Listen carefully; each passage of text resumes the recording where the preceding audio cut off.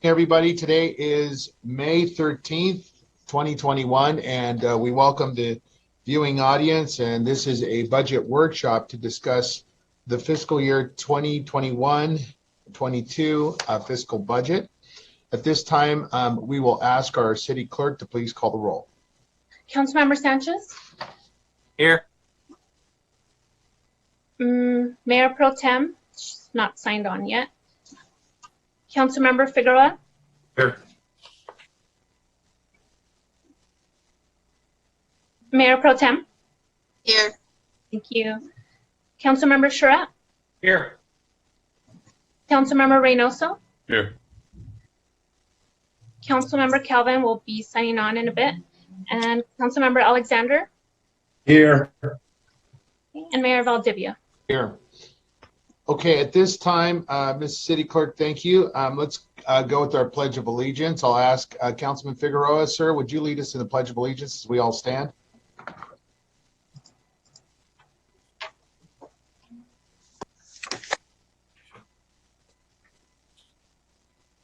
Repeat after me. I pledge allegiance to the flag of the United States of America and to the republic for which it stands, one nation, under God, indivisible, with liberty and justice for all.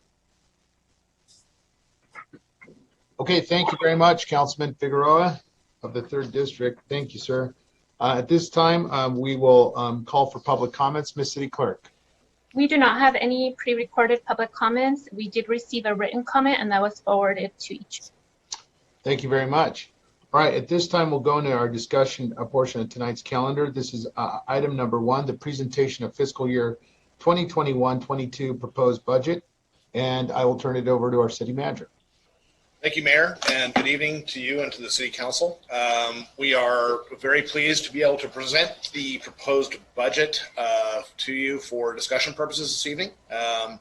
We have a PowerPoint that will be provided to you that will be led by Barbara Whitehorn, and hope to have a good discussion regarding the proposed budget once we've gotten through her presentation.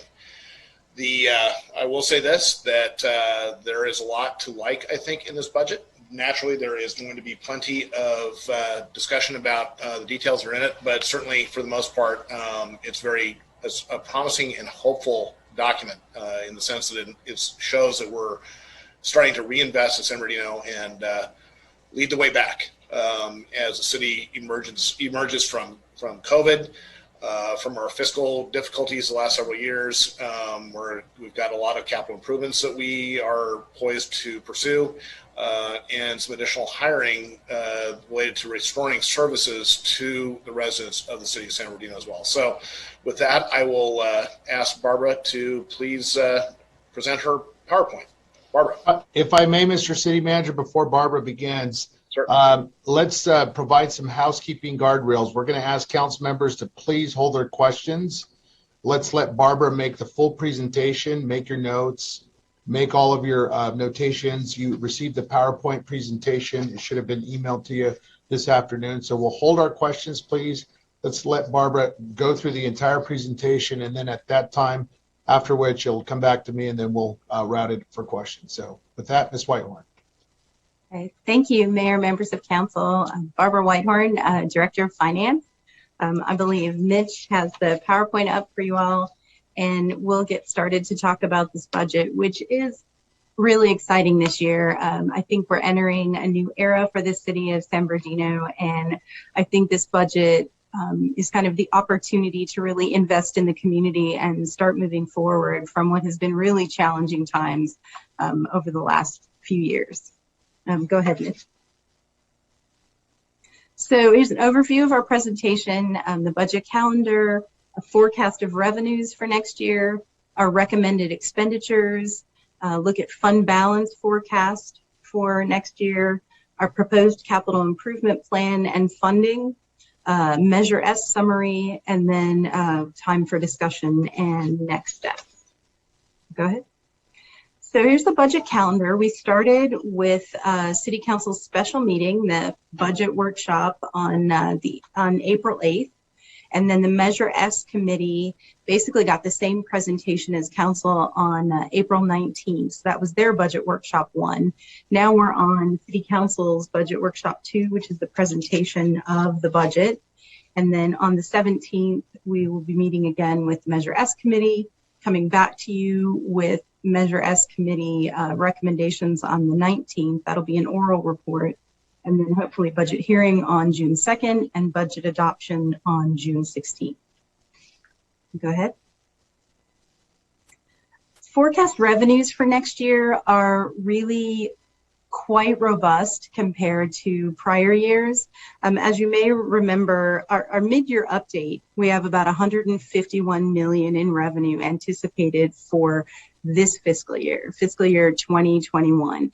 And that's after an original budget of about $128 million.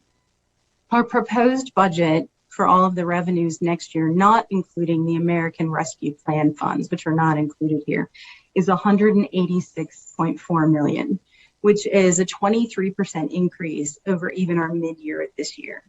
That is predominantly due to Measure S and then also to sales and use tax, which is seeing a significant increase over this year due to a change in allocation methodology. Go ahead. So we do have some significant revenue increases next year. And I can go into the individual revenue lines if you all are interested in that later, but for the most part, we are seeing increases. Some of them are stagnant because of COVID still, but we are looking at really good revenue. Proposed expenditures, which is probably the bulk of what you have more interest in than the revenues. I think we've talked about revenues a bit ad nauseum for the last few months, and I know you've heard me very excited about it. You've heard our city manager very excited about it. And the expenditures are how we're going to use those revenues to really hopefully make a difference in this community and do some good things moving forward. Okay, go ahead, Mitch. You've seen this slide before. I just added the sort of health and safety of the community to sort of circle the whole thing, because that's what underpins everything that we do. And then we have the community amenities, deferred maintenance, ongoing operations, and customer service were really the key focus areas that when we looked at where did we want to invest in the budget, those were the areas that were really critical that we knew we had to invest in. And we had heard from you, council, as well as the community as areas that were most important. Go ahead. So looking at individual departments, each department had various requests that, of course, were, we asked them to ask for everything that they could possibly want. And of course, even with all of the revenue that we had, it would not be fiscally responsible to fund, everything in the world that we all want. But we tried to fund the most significant things that could have the greatest impact on the community. And in animal services, with their focus on animal health and welfare, that was the trap, neuter, and release program, improving response to calls, and creating a temporary location to better serve the community until they can build a permanent new animal shelter facility. And the additional staffing that's required in animal services to improve their response to calls, and because they're taking over dispatch for animal services from the police department, is the addition of 3 customer service representatives / dispatchers. And the total cost for all of those needs is $299,654. Now that's kind of specific. We get a little specific in budget and accounting sometimes. And you can go ahead to the next slide. Community and economic development. We focused on a lot of enhancements that would really improve customer service, turnaround and processing times, code response, enhanced project management, review times, all of those things that we've really been hearing from the community, from the development community, from residents that want to do improvements, and from council, as far as things that you're saying, these things need to be improved in this department. And in order to do that, the additional staffing necessary is a community development technician, a building plans examiner, an economic development project manager, a deputy director / city planner, and 3 code enforcement officers, the addition of which, of course, requires 3 vehicles so that they can do their jobs. And that total is $722,000 approximately for community and economic development. Go ahead, Mitch. In finance, we're focusing on enhanced business registration service and enforcement, efficient and effective operations, enhanced transparency and accountability across the city, revenue recovery, including ongoing studies of our fees and our charges to make sure that the things in the city that should be fully recovering their costs are fully recovering their costs, and then the things that should be recovering a portion are recovering that appropriately. And that's something that the city should be sort of doing as an ongoing project internally. Right now, we're recommending that as a contract. Eventually, we want to bring that in-house, but right now we don't think we have the capacity to do that in-house. But the additional staffing right now that we recommend in finance is 1 business registration representative, 2 business registration inspectors, 1 accountant 3, and 1 grants manager, for a total of $686,000. Okay, go ahead, Mitch. And human resources. Human resources obviously is focused on our employees, and they want to really move some of their focus on hiring into diversity and really ensuring that we can focus on better recruiting in diversity and blinding those applications and applying some diversity analytics so that when we look at applications, there's no inherent bias that we're not aware of when we look at applications.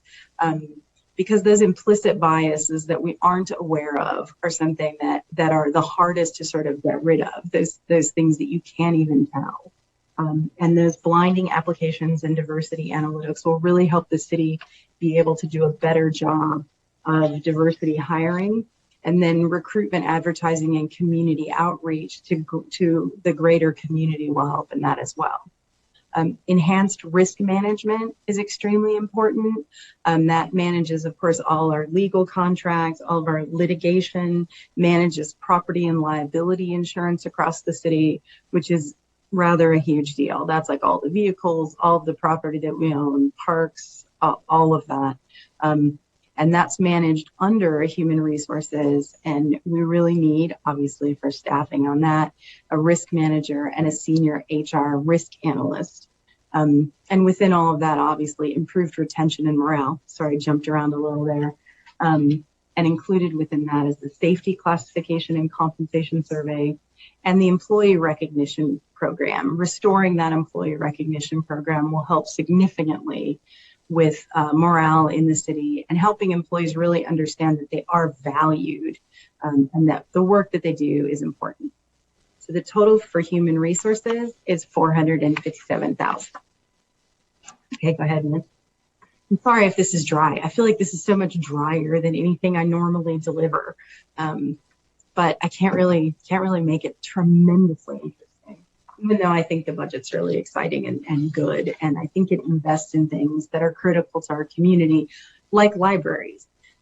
What I think is great about these recommendations is that we're really enhancing community availability of the libraries.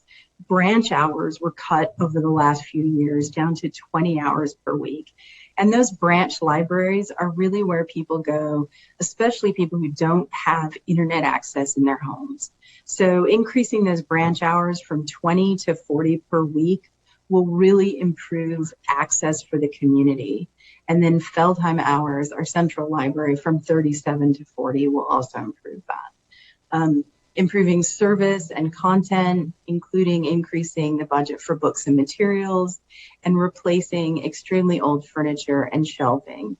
A lot of the furniture at the libraries is decades old and is fabric, which, as you can imagine with COVID, is a little challenging to keep clean and it's hard to disinfect.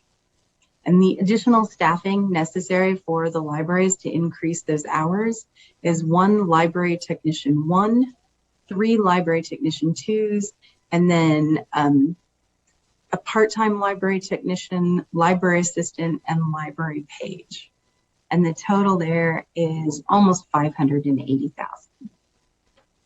All right, thanks, Mitch. Parks, Recreation, and Community Services. So in Parks and Recreation and Community Services, we're focusing on improved and enhanced programming, including promoting that programming and the services citywide, really getting the word out about what Parks and Recreation has and the programs that we have and the services that we provide. Doing these citywide special events like the summer concert series, improvements to facilities, fields, and equipment. I mean, we have been doing a lot of this with the limited resources that we've had in the last few years, but this would really catch us up on some of the things that we haven't been able to do, like replacing foul ball netting at various fields, and some of the like senior center table and chair replacement, portable canopies, some of those little things that we just haven't been able to do because we haven't had those extra funds to do them in the last few years. So we've had to put off those sort of small capital items. When I say small capital, like, you know, under $100,000, that doesn't sound like small, but it is relative to like capital when we're talking like millions. Additional staffing in Parks and Recreation, be a recreation coordinator. And that is so that we have someone at each senior center managing those programs. Right now we have one person who manages both of those centers, kind of goes between the two. This would enable there to be one person at each. So that would be a much better deal. And then one aquatic supervisor to manage all of the pools.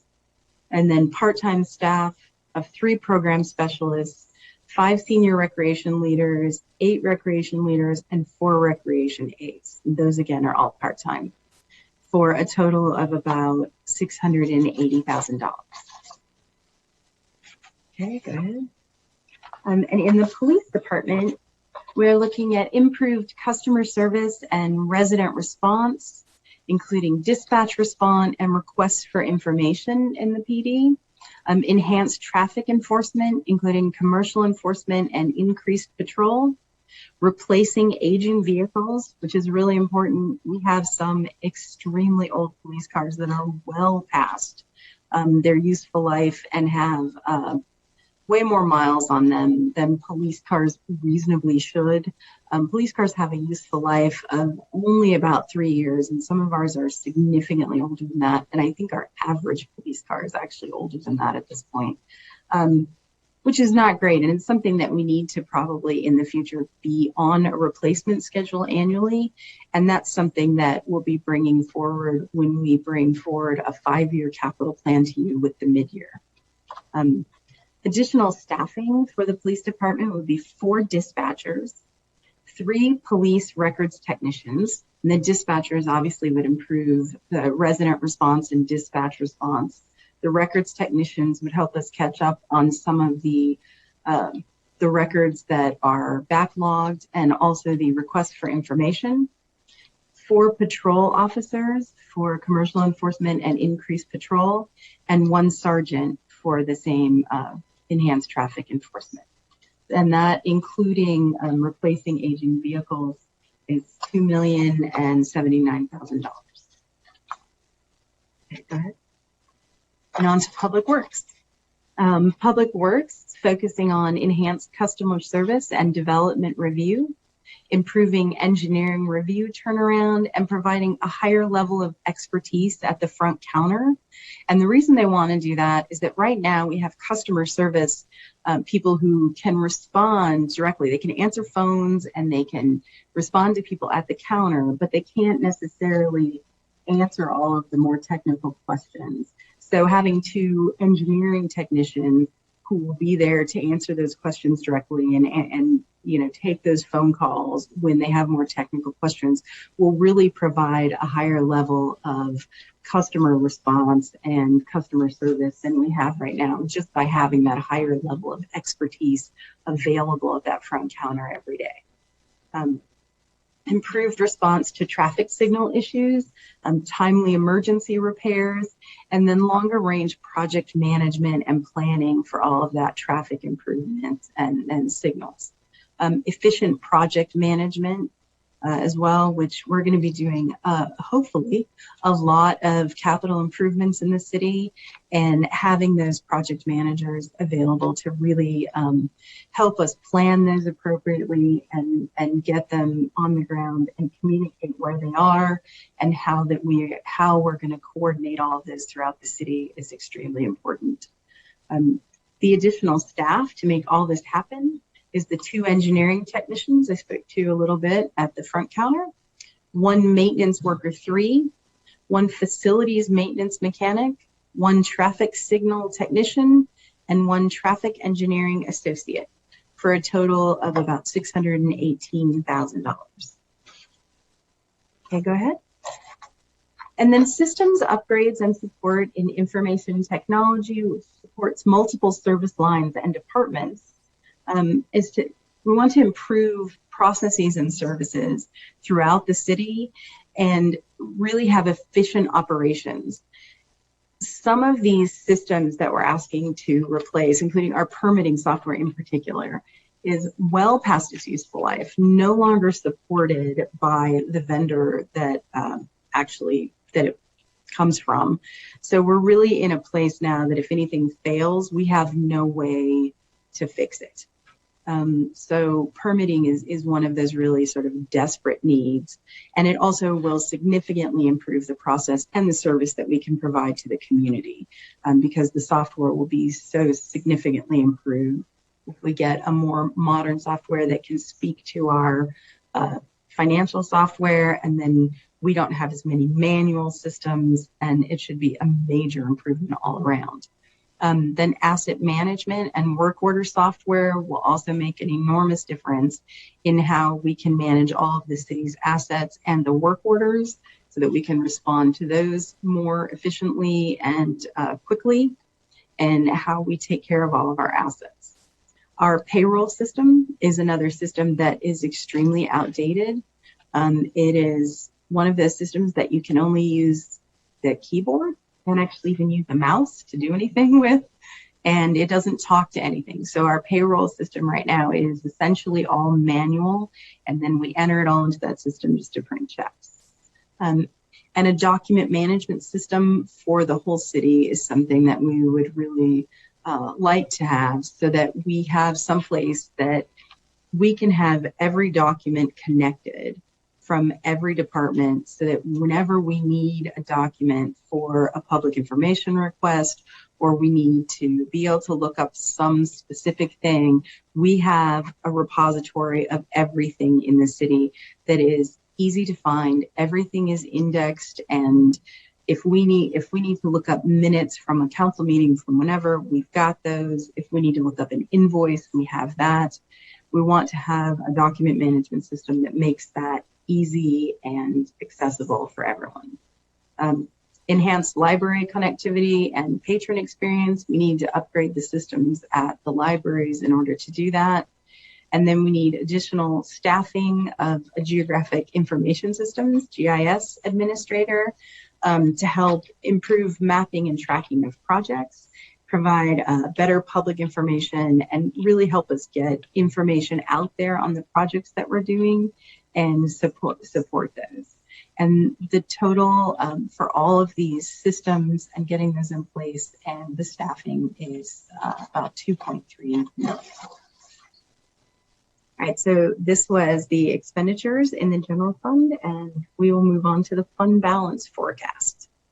So I just want to note first that this chart, which you've seen before, and I didn't want to change it, even though we have new information on the American Rescue Plan Act, rather than the 84.9 million that we had initially heard we were going to receive, we're going to receive about 77 million. So the amount from the rescue plan is going to come down a little bit, but it doesn't dramatically affect the fund balance. It's just a little bit of the top blue boxes will come down a little bit because those funds are going to be a little less, but not significantly. But what this slide should communicate is that when we started fiscal year 2021, we were in a really bad place. I wasn't here, but this city was in a really challenging place. We couldn't meet the 15% and the 10% reserves at the end of the year. We didn't think we were going to be able to have those two reserves that, council requires. By mid-year, and now our forecast is that we have those reserves, we have undesignated reserves of 7.2 million, Measure S reserves of 8 million, and then the American Rescue Plan will be about almost 40 million. And then the fiscal year 21-22 forecast, and this includes all of the recommendations for expenditures in the departments and the CIP that will go into the capital improvement plan that we'll go into after this. We still have the 15% reserves, the 10% reserves, undesignated reserves. We still have Measure S that staff has not recommended allocating. That does not imply that the Measure S committee and council could not recommend allocating those funds. That simply staff has not chosen to allocate that at this time. And then we still have remaining American Rescue Plan funds that council will allocate, as we get more guidance, in particular from the federal government, on how those can be allocated. Because we've gotten some guidance, but not a tremendous amount at this point. So we anticipate being in a really good financial place, even with a significantly increased budget next year. Okay, go ahead, Mitch. So capital improvement. So this is just my intro slide, and these are just pictures of projects that we've done over the last few years, because even with the limited funds that this city has had, there are a lot of things that the city has done. And these are just photographs of different things that the city's done. There's Evans Street, there's the Scramble on Arrowhead and 3rd, there's Hudson Park Playground, there's Harrison Canyon Park Playground, Patton Basin Storm Drain. That picture where it's all broken up, that's what it looked like before, and then the picture to the right is what it looked like after. Little Mountain Road was repaved, 56th and Yosemite. We've done the Palm median, is that really cool looking median down at the bottom. There has been a tremendous amount, actually, of capital improvement that has happened with very limited funds. So when we sort of look at how challenged the city has been for revenue, I think it's pretty impressive the amount of capital improvements that the city has been able to make, though it has not been able to keep up with the size of the city. The city is much bigger than the amount of investment that we could make. And that was just simply reality. As much investment as we could make, we couldn't make enough to keep up. We did a lot of things, and 2/3 of the playground equipment in the city has been replaced in the last few years, and that's a big deal. The streets have gone from 80% rated poor or failing to 68% rated poor or failing. That's significantly better. So I just think it's important as we move into the capital improvement recommendations for this year, that we acknowledge that there are some good things that have happened in the last few years, and that the investments were made as much as they could be. Okay, go ahead, Mitch. So as we looked at what improvements should be made in this next year, we had some criteria. And we started obviously with health and safety, because that's the most important thing. You know, what are the things that really are critical needs that are affecting the health and safety of the community? Then we look at asset condition, you know, for example, the pavement condition, you know, what does that look like? Community service and programming needs, deferred maintenance, compliance and legal requirements, for example, like ADA improvements that are legally required. So we've got all of these different criteria that we have to weigh when we're looking at, you know, which things should we recommend be addressed right now, because there's a lot that needs to be addressed and we can't afford everything today, but we wanted to select the things that sort of rose to the top in all of these areas for recommendation this year. Okay, so moving on to the next. So in storm drainage, we're recommending $4.2 million storm drains. I'm sorry, I should have changed that. And these are ongoing projects. There are annual upgrades that we do throughout the city. The Mount Vernon Avenue storm drain is an ongoing project, and those photographs are actually from the Mount Vernon Avenue storm drain work. And then connector pipe screens are something that the state of California requires, and what they do is they're screens that prevent trash from entering the system. And we're in year 2 of 5 of adding those screens throughout the system. So those are the 3 big ongoing projects that are happening in the storm drains. Go ahead. In buildings, we're recommending about $10 million in investment, and that includes library improvements, including the Roe Branch and Paul Villaseñor library roof and parking lot, community center upgrades, design of a new animal shelter, the 66ers stadium rehabilitation, an assessment of the California Theater to determine what we need to really bring that up to the level that it should be as the community icon that it is, and then planning for City Hall. So we have a lot of investment in buildings to really get them up to a level where they should be. All right, go ahead. Traffic controls and street lighting, about $5.6 million in recommended spending. First of all, street lighting, these are the biggest safety issues. E Street from Baseline Road to Highland Avenue, Marshall Boulevard to 34th, Mountain View to Sierra Way, that's like a square. And then Palmyra Drive to Sonora, Sierra Way to Waterman, that's like another square, it's like a circuit.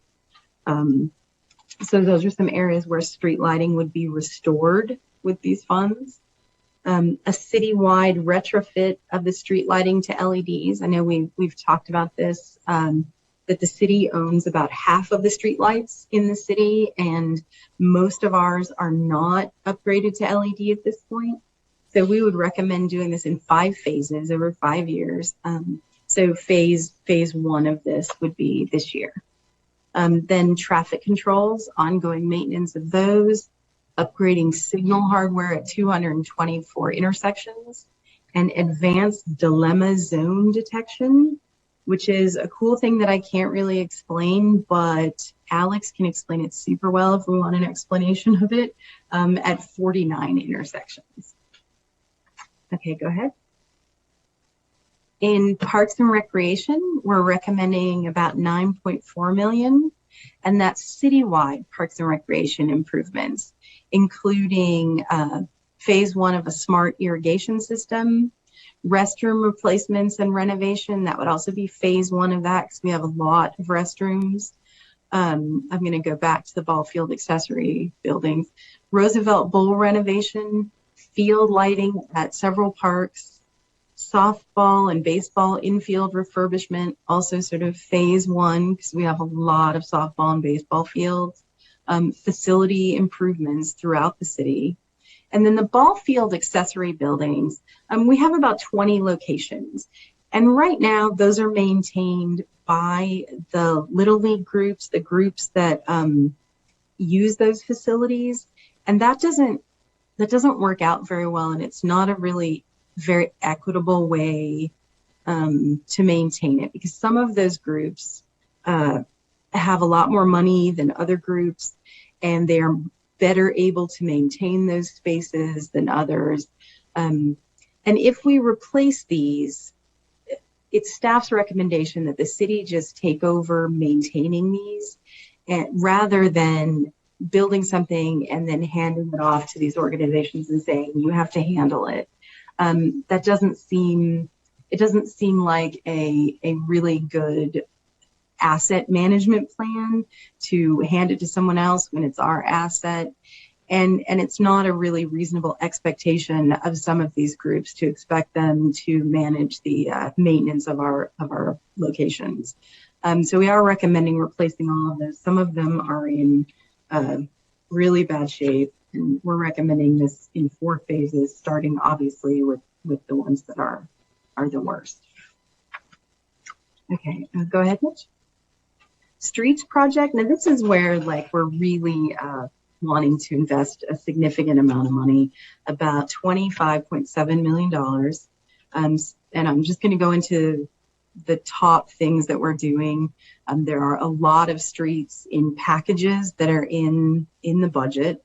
But these are some of the key investments that we want to make. The Divergent Diamond Interchange at University Parkway and I-215. The raised median along Kendall from E to H Street. That's a safety issue. We actually have people cross that median and, well, it's not a median right now, but cross the line and we have head-on collisions there. So that's a significant safety issue. There's Kendall Drive slope stabilization that needs to continue. That's an ongoing project. The Mount Vernon Avenue Bridge replacement, continuing project. State Street extension. And then we have the citywide streets rehabilitation. And that's about 10 million, a little more than that in the budget. And that's in packages that are in the budget for some complete reconstruction, some grind and overlay, and some slurry and crack seal, depending on the condition of the streets. The complete reconstruction is for streets that are failing.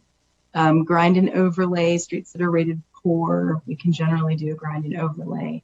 And then slurry and crack seal is for the streets that are rated fair. And the slurry and crack seal actually extends the useful life of the street. So that's a really important investment that we need to be doing as a city more frequently and all over the city when streets are still in fair condition, to ensure that they stay in fair condition and we don't end up with as many failing streets as we have right now. Okay, go ahead. So these are the funding sources. I won't go into a lot of detail here, but within the CIP, we have other funding sources in addition to like the recommending using Measure S.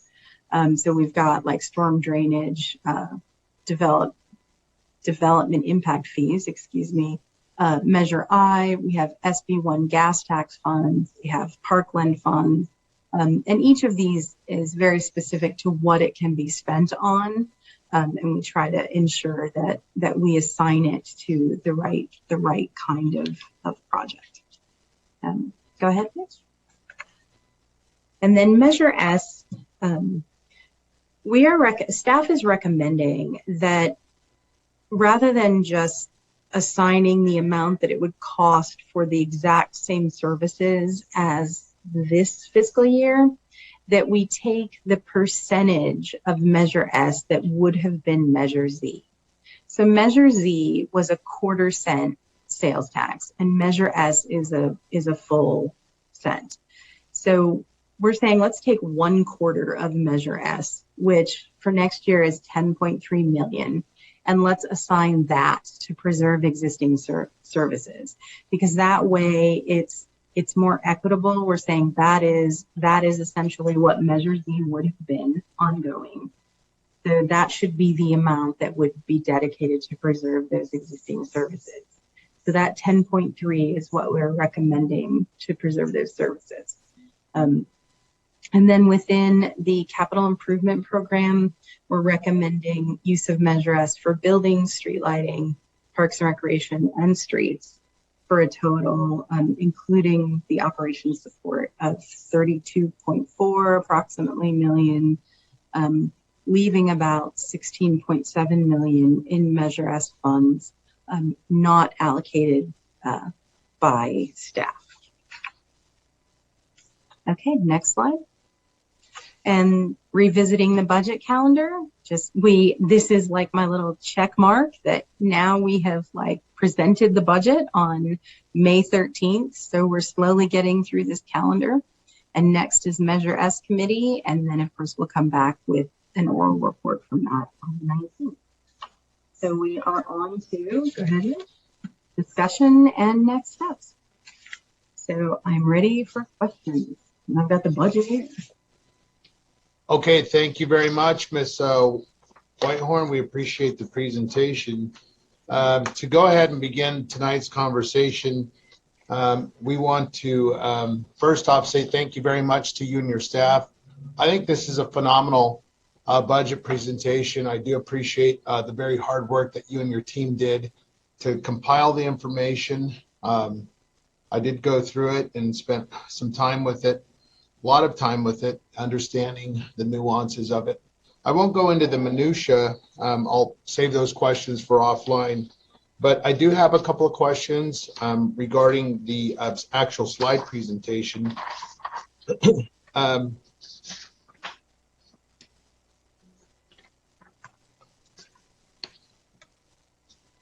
slide number 8, I want to make sure that first off, I want to compliment our Community and Economic Development Department for bringing that before. This is slide number 8, and additional staffing requests for our code enforcement officers.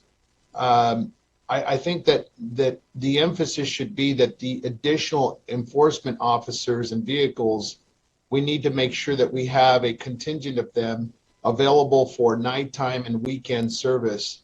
I know that many times we hear of constituent concerns and complaints in the mayor's office that there is inadequate staffing so that we can enforce the sidewalk vending as well as the other business commercial corridor activities that go outside of the office hours of 8 to 5.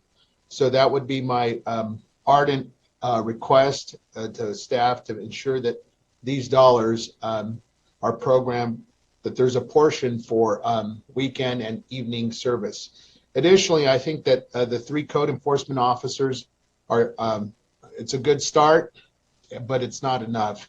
And so I want to encourage our city manager, please, to come back with additional officers or a plan to increase and beef up this number. I think our city is desirous of a clean community, and so I'll ask for that. Regarding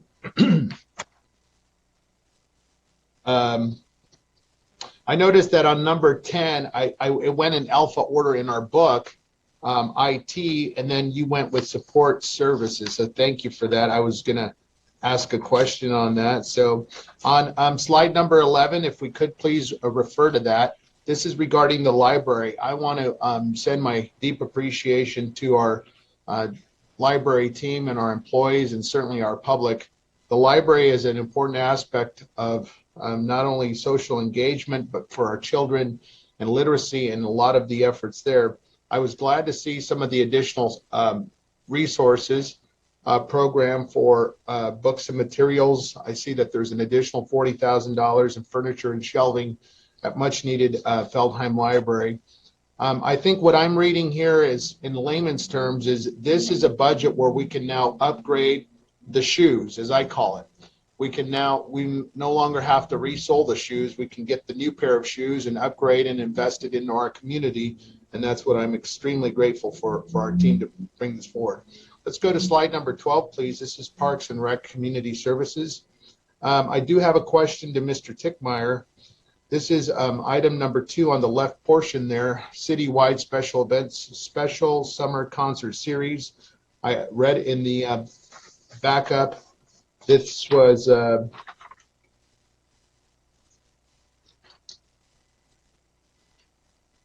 packet page 46 to 48. Mr. Tickmeyer, you suggest that there will be 4 to 8. Is that this summer, beginning of June through August? And that is a significant schedule. And I just had a question. Are we ready to go with that? That would be next summer. So it would be in the latter half of, we'd put it together, and the expenditures will come in at the end of next fiscal year to make the arrangements and get the entertainment on board and such, so that we can facilitate it in the summer of I guess it would be 22.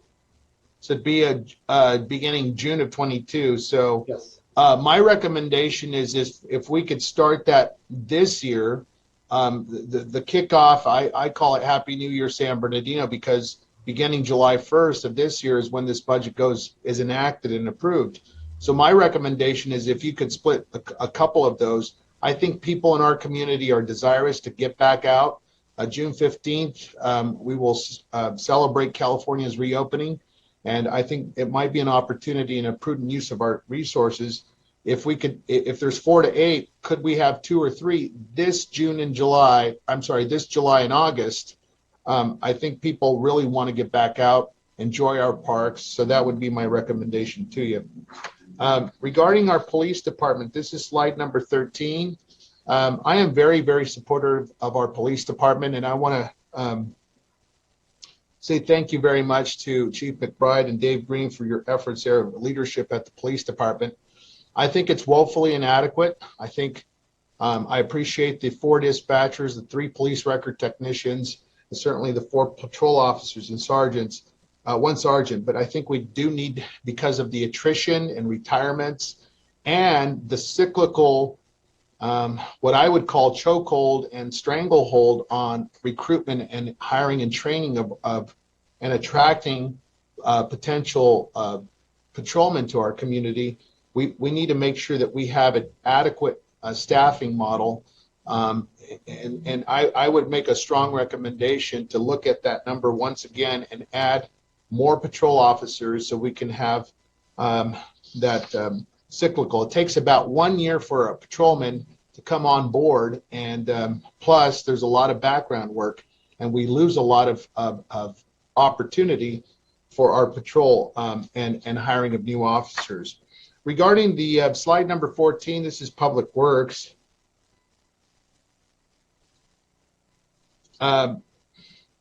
Chris, I think it's great. I think bottom line, Chris Jensen, your team, this is your month. It's our Public Works celebration, and we want to recognize you. So please don't take these comments. But I think we can do better and beyond. The 617, 642 is, I believe, still shy of what our city is desirous of. I want to introduce an opportunity to what I would call a clean up San Bernardino opportunity. I think with the hiring of our new public information officer, it is critical that we go on a campaign publicly to install street signs and social media and all the complementary services to make sure that our residents understand that it's not okay to litter, and that we as a city take our responsibility to clean up our San Bernardino streets and right-of-way. So I would like to see more dollars expended. I think the 617, 642 is a great start, but I want to see more tangible expressions so that people in our community can understand that our city is serious about a cleanup campaign. And then also, Mr. City Manager, here there is nothing reflective, and in my backup materials, I studied it, there's no mention of the one-stop shop. So about 6 months ago, there was sentiments expressed by the City Council to include a one-stop shop. And I don't see that reflected here, or a budget line item. Perhaps I missed it. But I'd like our staff to continue to look and appropriate the designated dollars so we can open our one-stop shop on E Street. Regarding slide number 15, this is system upgrades and IT support. I think we certainly, we need the software, we need all of that, and that's great. I'm supportive of this. From library connectivity and patron experience and permitting software, obviously that is important, asset management, payroll systems. But the bottom line is, we also did not mention, what about our city website overhaul? What about the rehab? What about the lipstick side of the public understanding and utilizing our social media platforms and integration into our website? So I would encourage us to please look at that. As it relates to capital improvements, I think we're doing really, really well. I'm really excited to see some of the capital improvements coming forward. We have been long waiting for them, and I see the storm drainage repairs on Mount Vernon, and I'm excited about that. I also want to encourage on slide number, it's the capital improvement, I believe it's street projects. This would be about slide number 22 or 23.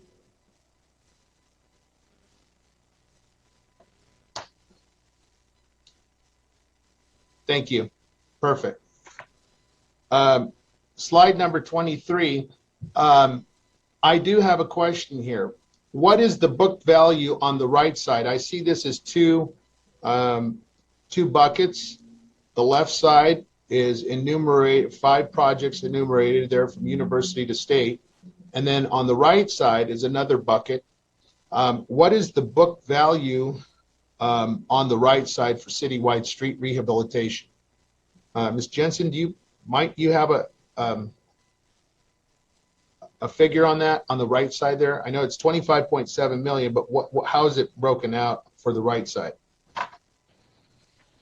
Thank you, Mayor. I'm actually going to take a look here, and I think Barbara's probably taking a look too, so that we can break that out for you quick. Okay. As we search out that number, I would like to see it beefed up a little bit more. Citywide street rehabilitation is key.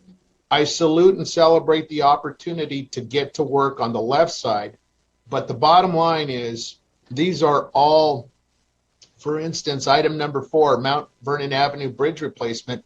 Those are by and large federal dollars that have been booked for the replacement.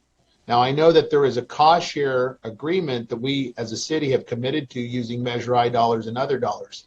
So I think that's what we're referring to when we say Mount Vernon Avenue Bridge replacement. I know that there's an annual copay of sorts the city has to pay. But as it relates to the citywide street rehabilitation, whatever that number is, and I'm waiting for you, Sure. I'd like to see it beefed up. We can do better, San Bernardino. We can get more citywide streets rehabbed. There's a lot of concerns. I hear it over and over from businessmen and our community that they want their streets repaved. And so I think, Barbara, Chris, go ahead. You can go ahead, Chris. sorry about that. So, Mayor, thank you very much for the question. So the citywide pavement rehabilitation is kind of our annual rehabilitation, and actually that the amount on that project is for next fiscal year is $4 million. And what that is the SB1 revenues that we received are dedicated to the citywide street rehabilitation every year. So whereas last year I think we received about 3.7 million, I think this year we're at about 4 million.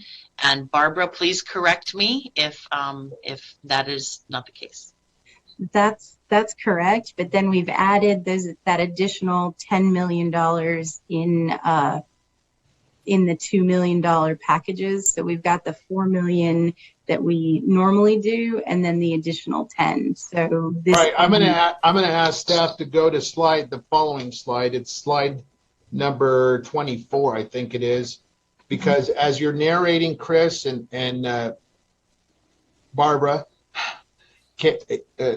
talk to me here, because I have the project type as streets. I have 1, 2, 3, 4, 5, 6 street designators that would suggest there's more than the $4 million. So I'm a little lost here. Can you help me understand that? Sure. So, Barbara, I'm gonna take the first swing here.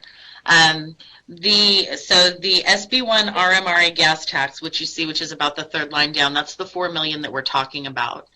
Measure I funds,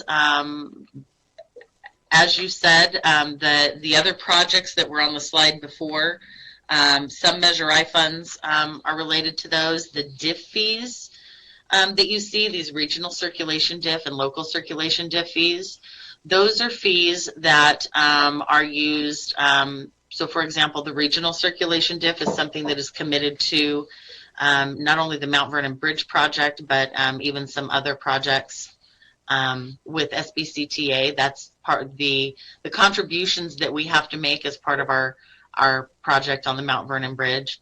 And we do have, I think Barbara had mentioned early on that there are restrictions, right, that and parameters we have to work within for many of these development impact fee funds in particular.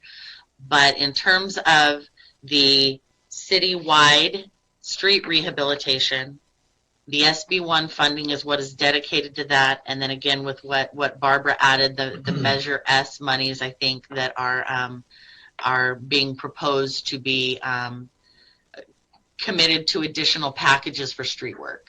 Okay. All right. I took my notes, $4 million. I want to see it more.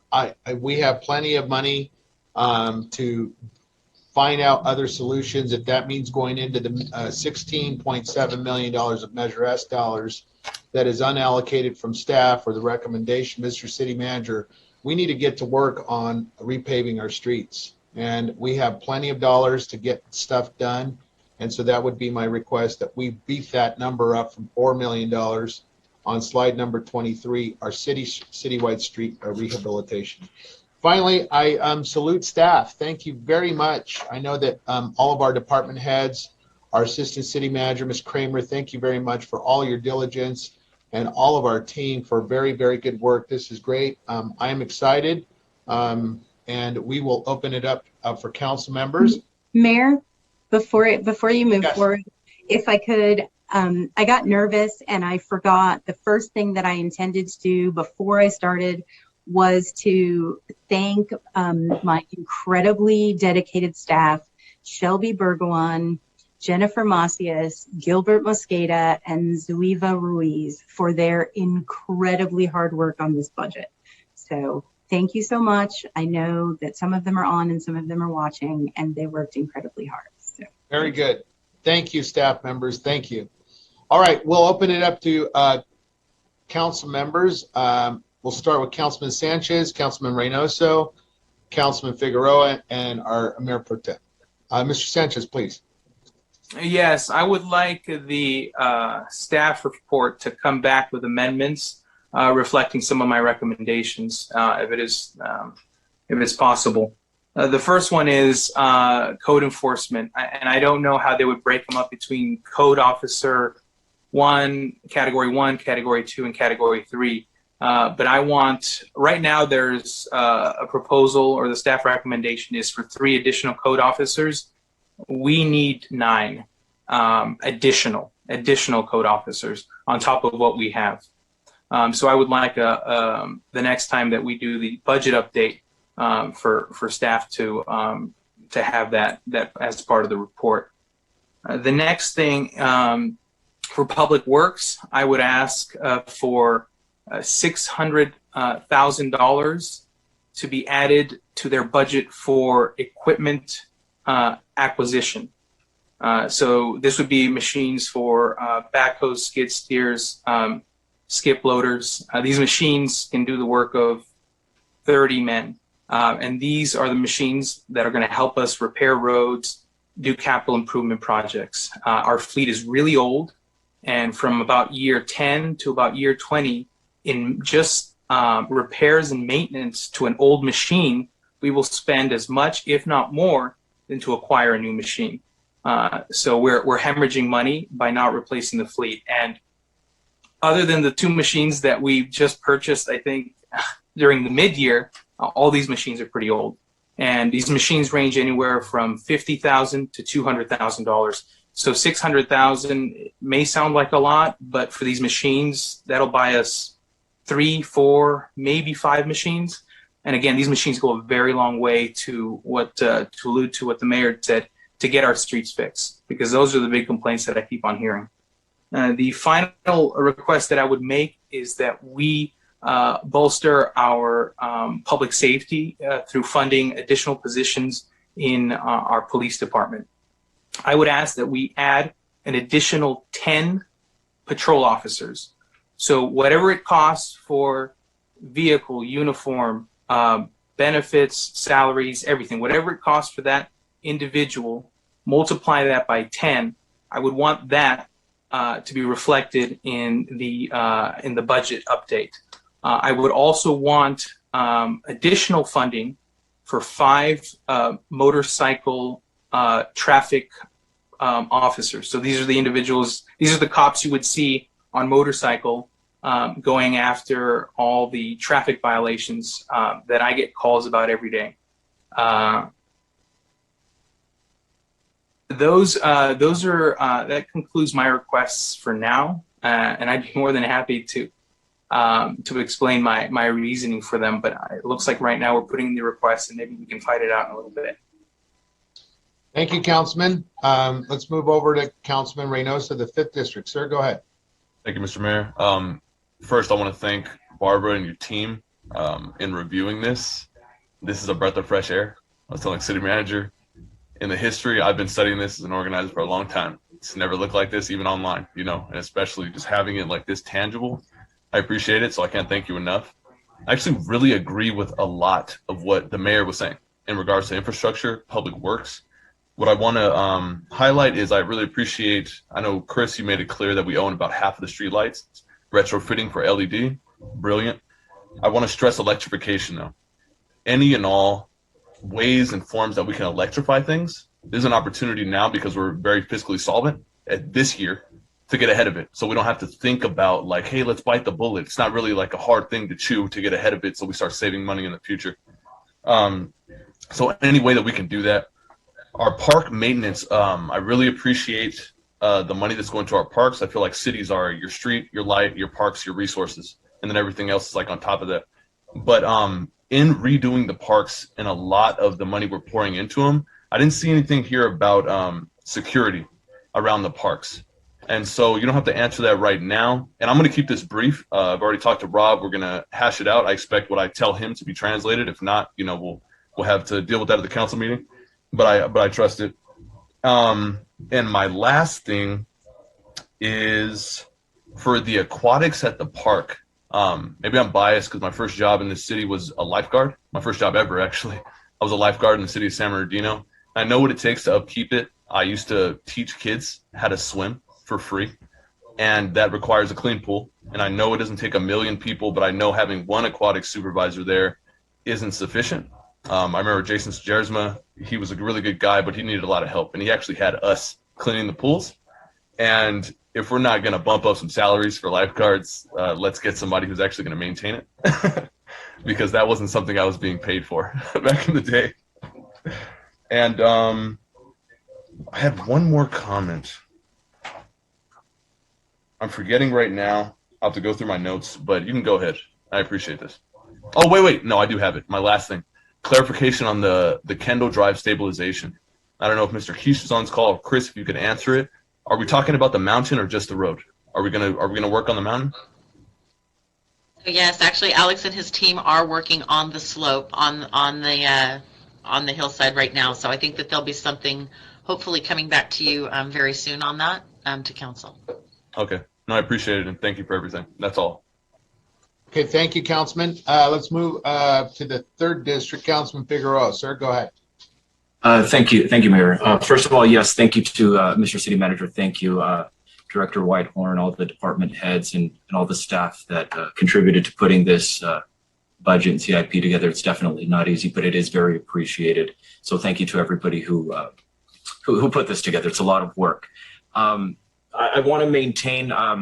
I want to keep in mind the priorities of the residents. And one of the things, when speaking with them at their doors or wherever we meet up, of course, public safety is always a priority to them. So Councilmember Sanchez, of course, I can definitely support having more officers. In fact, I think that's one of the reasons why the residents supported Measure S so strongly, is because they recognize that there is a need for officers on our streets, and they realize that our infrastructure, our roads are in dire need of upgrading. So those are definitely things that I can support. And we need to make sure that we continue that as a priority, because that is the public's priority as well. As I was reading the general fund revenues, I failed to see where the commercial cannabis licenses come into play. I'm not sure what the revenue for that is, but I know that that's something that's starting to come in, and I don't see it reflected anywhere in here. So I'd like to kind of get a little bit more information on that. And I also know that there, what was it, about 7 or 8 months ago that this council approved adding the additional, 3 or 4 or something like that. And so we need to make sure that we're moving forward with that as well, because that is revenue that's just sitting there and the city is not collecting. So, I'd like to, get that moving. As far as community economic development, it's something that I've been asking for a while, as far as the planning software, hardware. I'm glad to finally see that's actually being taken care of, but could you please help me identify where in the budget it's actually located? Because I did look under community economic development. It's not there specifically, or maybe it is, and I'm just missing it. Perhaps it's under IT or some of these other items as far as software and hardware. Where exactly in the budget is that located? Packet page 44 to 45, Councilman. It's Which on, line item is it? I'm It's sorry, under information technology. It's allocated at 2.296 million. it is. Okay. And if you're looking in the budget book, it's on page 200 under software maintenance. All right. Continuing under community economic development, I'm definitely happy to see an increase to code enforcement, 3 additional ones. I can definitely support Councilman Sanchez in the need for code enforcement. It is seriously needed throughout the city. And to echo what the mayor also said, as far as having weekend and evenings, I think that is important to have. I think that's where a lot of the issues are starting to come up that residents are speaking up about, is the weekends, is the evenings. And I know we can't necessarily identify that in the budget, but what we can identify is differential pay for it. I'm not sure if that's included in the budget, so that we can start having weekend and evening code enforcement. Is there differential pay included in this, or is that something down the line that we're going to have to discuss? I don't know that we have that specifically in the budget, but I'm sure if Eddie's on here, I don't know if we have differentials. I don't know off the top of my head if we do, but it's something that we could certainly address through the meet and confer process, because if there is any change in terms and conditions of employment scheduling, we would have to engage in conversations anyway, and we could address it at that time in a meaningful way. Okay, I just wanted to make sure that if it is the will of the council to move forward with weekend and evening code enforcement, that is included in the budget as well. I do have one question. Yes. If I could ask a question of Councilmember Figueroa and Sanchez, when you're talking about the evening code enforcement, are you asking for the sidewalk vending enforcement or general code enforcement? Because those are actually 2 different departments. Illegal vendors. All of it, Barbara. We got. Well, I would Well, argue they're going to be checking weeds and things like that at night on the weekends. But Well, I would agree with the mayor on this one, that we need all of it, because in my neighborhood, half the additions, driveways, fencing, Roofs, all that all the happens roofs and Fridays, blocked walls. Saturday, Sunday, and even because they know they're not going to be All the around. time. The city's been rebuilt on nights and weekends. That's true. Okay. I'm just making sure so that I can be sure to put people where they need to be. Thank you. Thank you.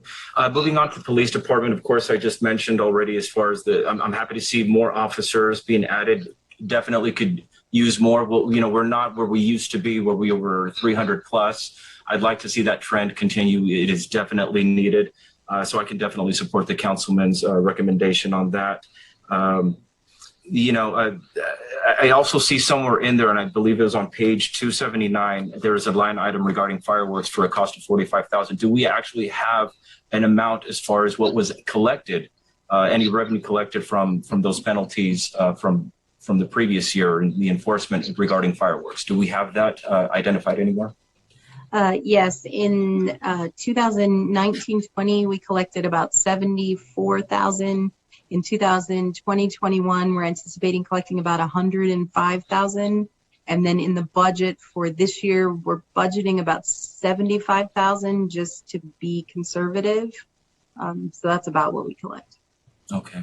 And just to continue on with the police department and wrapping it up here, I know in past, there have been past conversations kind of kicked around regarding reopening the city jail, and then also contracting services with, for transportation, and that would allow for officers to remain on the streets where they're needed and not being delayed with transporting to either the county jail. I'm not sure if that's something that can still be considered. I would like to encourage our council and possibly our department to take that consideration as an option so that we can have our officers stay on the street and possibly contract that service out to another third party as far as transportation is concerned. I'm not sure if the chief has any information on that. That's something that I can definitely support moving forward. I don't know how the other council members feel about that, but that is something that I feel would be something that would help out as far as having officers remaining on the street. I'll move on to CIP unless the chief has any information regarding contracting services or possibly reopening the city jail and what those costs would be.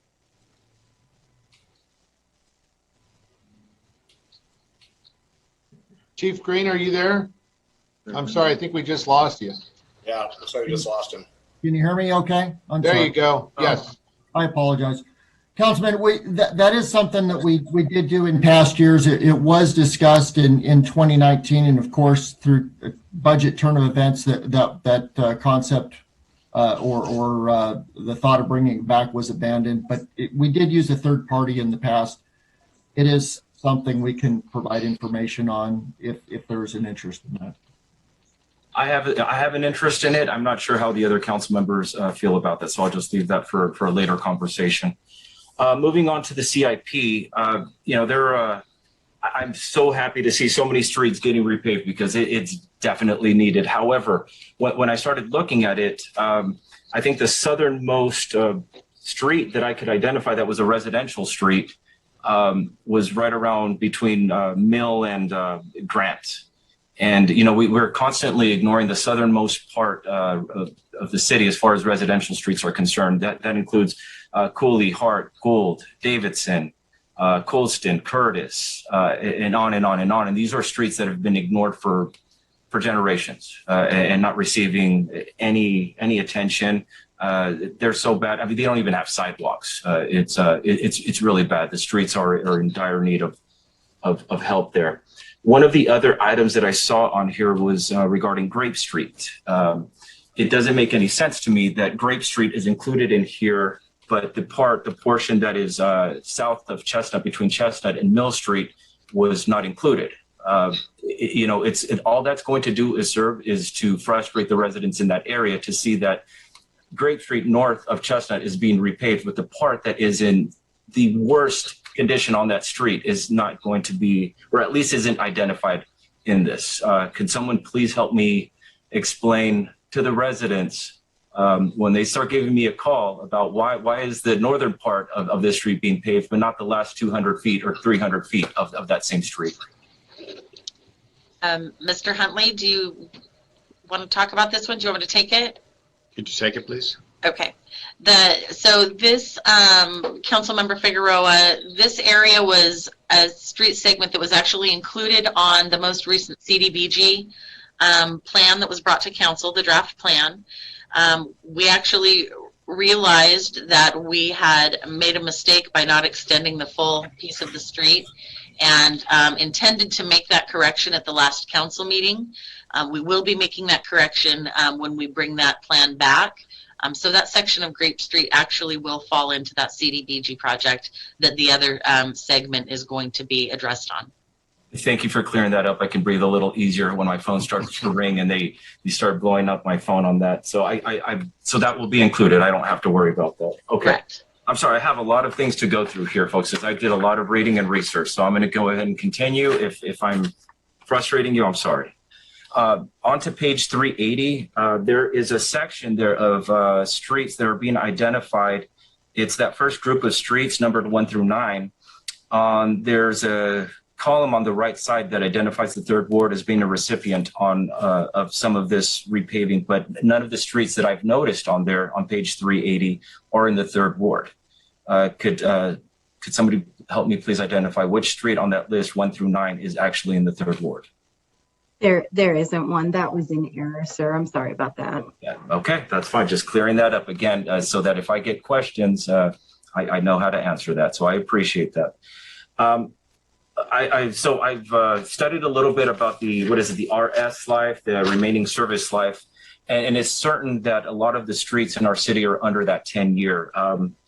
And so I appreciate those that are being repaved, particularly Bellevue Street is one that's very important.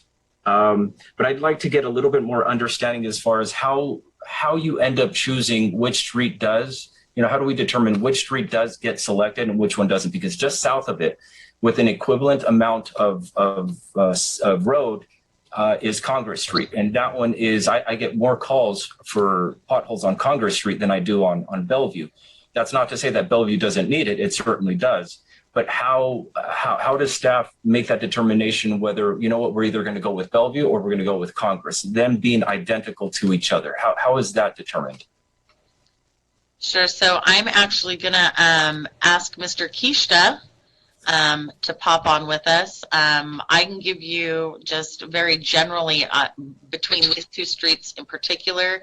I know that as we were kind of putting these packages together, we were trying to stay within certain budget limits. And so I think Alex can kind of talk to you about why Bellevue versus the other street, versus Congress. Good evening, Mayor and council members. Bellevue is rated in our system as 8 RSL, and Congress is rated at 2. So there is 2 different type of a treatment. The 8 can take a grind and overlay, but the 2 can only have to be completely reconstruct. So when we're working with our budget, given the numbers, we were trying to stay within $2 million of each segment of the 5 segments you see in your CIP. So when we were evaluating if the reconstruction of a street is basically cost the city about $10 a square foot, while the grind and overlay for the city it cost about $3.50. So it's economics for us and what we need to add to make up with the numbers that we got, and that's why Bellevue was chosen over Congress. Okay, thank you for that clarification, Mr. Kishta. Since I have you here, I'll go ahead and ask you some questions about the traffic controls.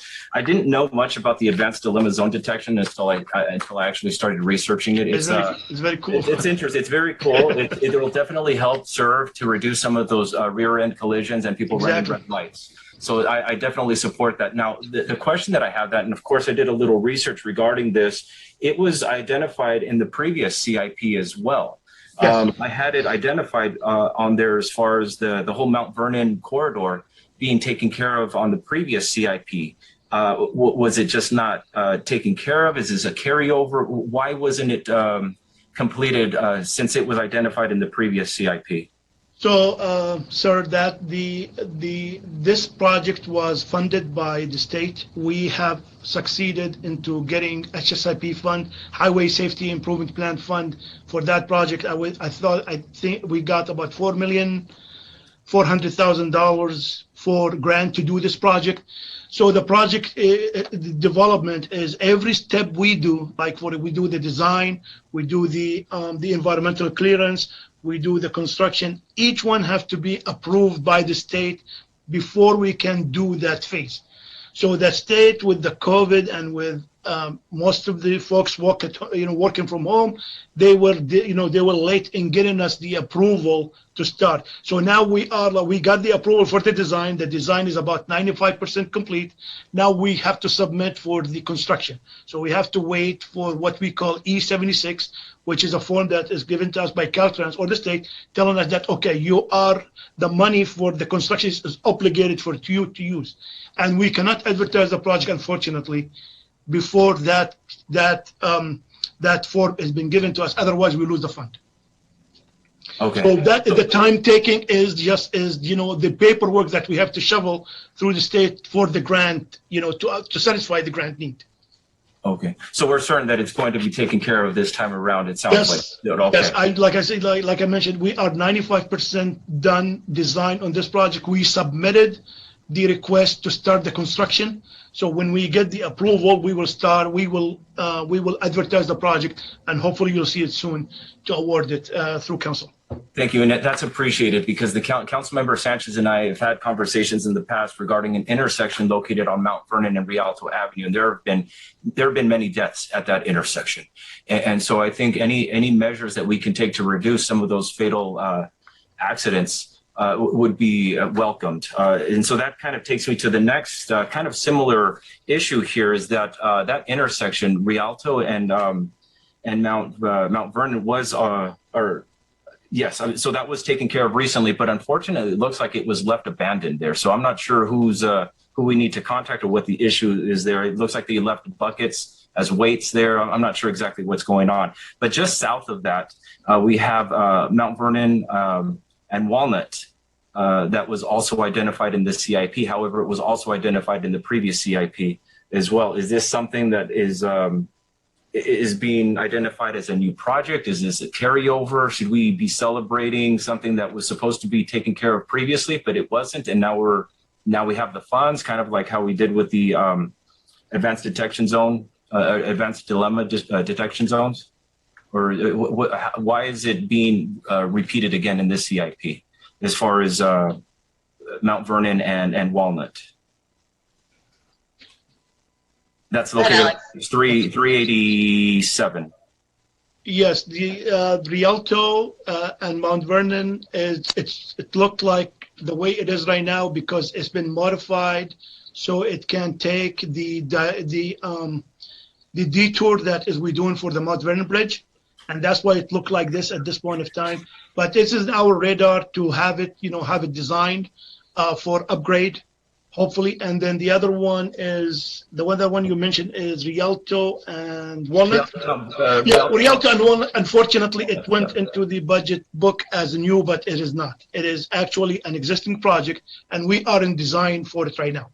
Because I want to make sure that we're not celebrating something that's new when it's really a carryover from something that should have been. I'm not sure how that affects the numbers and the percentages of how we break things down as far as here are some new projects in this ward, that ward, or this district when it really should have been taken care of in previous years. So I just want it done. That's all. I'll just conclude by with a final statement. Going back to the police department, I can certainly support having more officers, and a lot of talk has been made of having diversity at the in upper management, and specifically with the chief. I think that it's important to have upward mobility internally within our department, and in that we should also consider management positions to be opened up as well. I'm not sure if we're adequately staffed for upper management, that be captains and things like that. But I would definitely support having those positions opened up so that officers can start moving up and eventually having some more diversity at the top. I'm not an expert on this. I don't want to get too much into the weeds about that. But I would definitely support opening up some positions in higher up so that our officers who are moving up the ranks have those opportunities, and we can eventually have some more diversity at the top, specifically at the chief in the future. I think that would be important moving forward. It's not going to happen immediately, but I've met some really great officers. That there's a lot of diversity in our police department, but we need to create those opportunities for them to be able to move upward, and that would include having some positions in upper management as well. And that will conclude my comments. I do appreciate everybody's patience, and again, thank you for putting this report together. It's greatly appreciated, and I want San Bernardino to keep moving forward. We are a great city. We need to remain positive. But patient also, because this stuff takes time. So thank you all. Thank you, Councilman Figueroa. At this time, I'll recognize the Mayor Pro Tem in her official capacity as Mayor Pro Tem. I want to say thank you. I do need to leave. I'm going to hand over the reins to our Mayor Pro Tem. this evening. And if you would please, Mayor Pro Tem, conduct the meeting hereafter. I do have another engagement that I have to be at. I'm scheduled to be there. And I want to just say thank you to our staff and our team. Thank you, council members, for your indulgence, your patience. I will view this after tonight, later. And so I appreciate our council. Thank you for your time, your investment, your patience with our staff and our city. And with that, Mayor Pro Tem, we'll hand it over to you. Thank you, Mayor. Right now I want to make my comments for some of the amendments I'm seeking with the capital improvement project specifically. The same concerns brought forward by my colleague, Councilmember Figueroa. I've had some streets that I've been asking for the last 2 years to be included on the CIP. However, I didn't see them. I did see Highland. We're working on Highland between the 215 and Lincoln. So thank you, staff, for including that one, because that is a major thoroughfare into our city, especially on Highland Avenue. Going on the budget book, I want to point out page 380 and 381. I see a duplicate for H Street from 23rd to 27th. And again, I see H Street from Highland to 27th. That would cover the 23rd to 27th portion. If we can replace that with, I don't know the budget. I think ultimately I'm getting nervous here. At the end, it'll be our decision how we want to approve the budget. But I'd like to see those streets included, and I'll mention which ones they are. They're Acacia from 10th Street to Baseline. I didn't see it on the list. I've been requesting it for the last 2 years. Virginia between E and F, and then again from G to H. It's not on the list, and those two streets have been, like I said, requested for the last 2 years, and I didn't see them on the CIP. I'd also like to add, there's a section in the second ward that does not get a lot of attention from us, and I think it's time that we give it some TLC. This will be the area from Pacific, Conejo area. I know some of those residents in that area have been trying effortlessly on the west side of Conejo to actually get sidewalks. They don't have sidewalks there, and I know that's something that they've always been wanting since before I became a council member. This was probably about 2 council members before my time. They were trying effortlessly to get sidewalks off of Conejo. Also, going on Conejo, Cross Street has a bridge. If anybody has driven across, it's a really tiny bridge. I don't know if that will be under city's responsibility, but that bridge, when you drive over it, it's shaky. We have apartments in that area, so there's a high traffic. There's also homes in that area. If we can add it to the CIP to fix that bridge and make it more sturdy. Also, Hillside and Fairfax. That's the most northern end area before we get to the county limits. That area, a lot of the residents have been having issues with transients going up to them and asking them, for help, and also a lot of illegal dumping. I'd like to be able, if at all possible, to not only repave those streets, Hillside and Fairfax, but also maybe place a fence where the city and county boundaries are, just to prevent traffic from the county into the city and vice versa. Their safety is constantly questioned. Like, they worry that people who are being brought into the county pocket in that section are going into their homes when they're not home. So if we can put a fence to separate those two sections, that'd be great. But definitely repaving Hillside and Fairfax is heavily needed. The bridge on Cross Street is not safe whatsoever. Conejo Drive, the west side, which is the southbound, they've been wanting a sidewalk for a while. So we can work on that. Also, for the 16th Street, that's on page 381 in the middle. 16th Street from Waterman to Sepulveda. If we can expand that portion out to Sierra, that's only 2 blocks more. That'd be great. I've been getting complaints about all that area. So I am thankful that we have to Sepulveda. But if we can just extend it 2 more blocks out to Sierra, that'd be greatly appreciated. Also, there's an area around Paris Hill Park that I got a request, and it is, I don't know, I think it's 1600 East, the blocks from Niles, Trenton, and Valencia. Those 3 streets, I've gotten requests recently if they can be repaved. There's potholes there. The residents in that area are very diligent in reporting potholes constantly. They keep resurfacing. I know we just fixed Gil Crestview, so they would like to see the same off of Trenton, Niles, and Valencia. It's like a little section right off of Crestview, a couple blocks. So we got that one. And then one last one that I have, please, 2800 Crescent. It's on the north end of town. It's a cul-de-sac. Also, it doesn't get a lot of attention from our city residents who live in that portion. We're requesting, if it's possible, to include their block as well.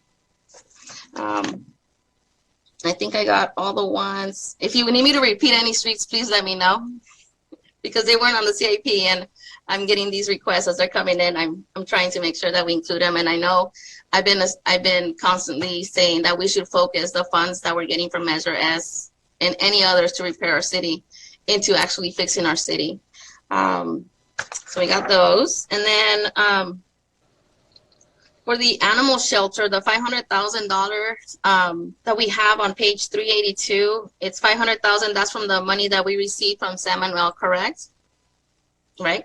And I know it's for the design and building, but on the PowerPoint, it just said, I think the design or the planning for the animal shelter. I just want to make sure that it's also the building of the animal shelter. It's just for planning and design. Building the shelter will cost significantly more. Yes.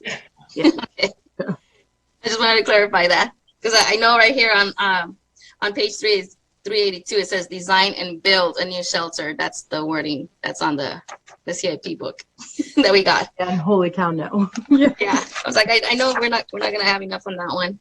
So where else I go? We got these streets. That's been my focus. And then on the PowerPoint that we got earlier today, some amendments that I'm seeing, not major. And I totally resonate what council members have already mentioned as far as code enforcement. I'm okay with increasing the code enforcement, especially the after hours. And this is not just for the street vendors, it's for everything in general. Garage sales. Garage sales are happening when they're not supposed to. People are out. They dump their trash after their garage sales, whatever leftovers they have. They put them outside, and there's nobody to catch them. I wanted to confirm slide number 7 on the PowerPoint. We are adding the 3 customer service representatives / dispatchers. I think recently we were having our citizens calling the non-emergency police line for any deceased pets or animals on our streets. And I'm wondering, is the 3 that we're getting, are they going to be given do we have a different phone number for them when residents need to call our animal shelter, or are these the dispatchers going through our police department? So we would be changing from no longer going through the police department to animal services. Okay, so these are separate dispatchers then, just for the animal shelter. That is correct. Awesome, thank you. I just wanted to confirm that because I've been providing them with our non-emergency dispatch number. And like I said, I'm okay with increasing code enforcement. 3 is not enough for a city that's 65 square miles. We need more. And then let's see. I went page by page on this. Almost done, you guys. I'm okay with adding more patrol officers. We need more presence. I know 2 years ago, my colleagues and I, we passed the community-oriented policing. I'm not sure it has been fully functioning right now, because there's sections in, let's say, for example, Baseline and Waterman area that a lot of residents don't feel safe in their own neighborhoods. I don't see a lot of presence within the community, interacting with the community and our police officers.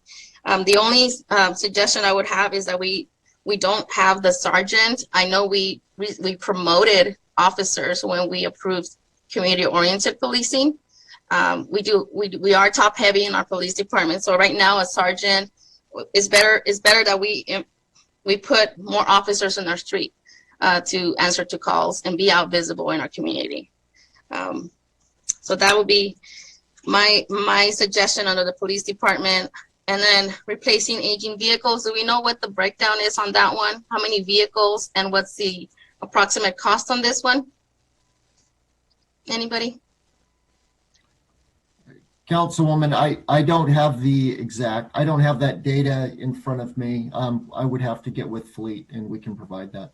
Okay, thank you.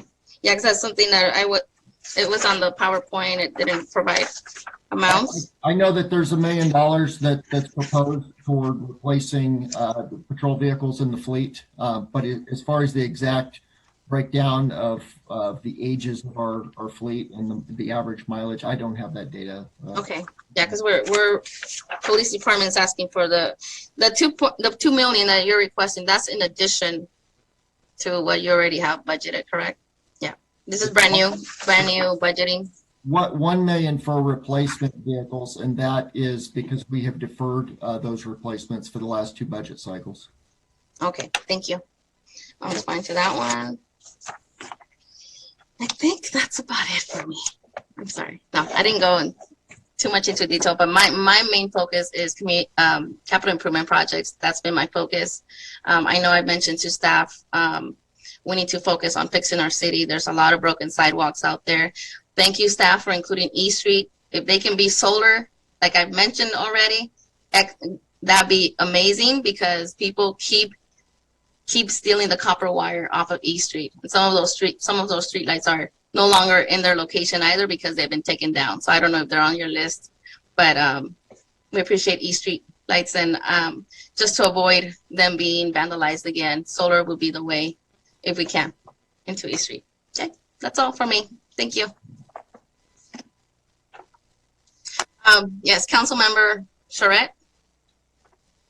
Thank you. I'm going to be very short because I pretty much agree with everything that's been discussed here tonight, and I want to see the numbers after we've modified all of this, because I haven't been able to keep a tab of adding this, changing that, doing this, doing that, and so I think Barbara, you and your team have been given a responsibility to take some of these amendments and these thoughts and come back to us, you and Rob.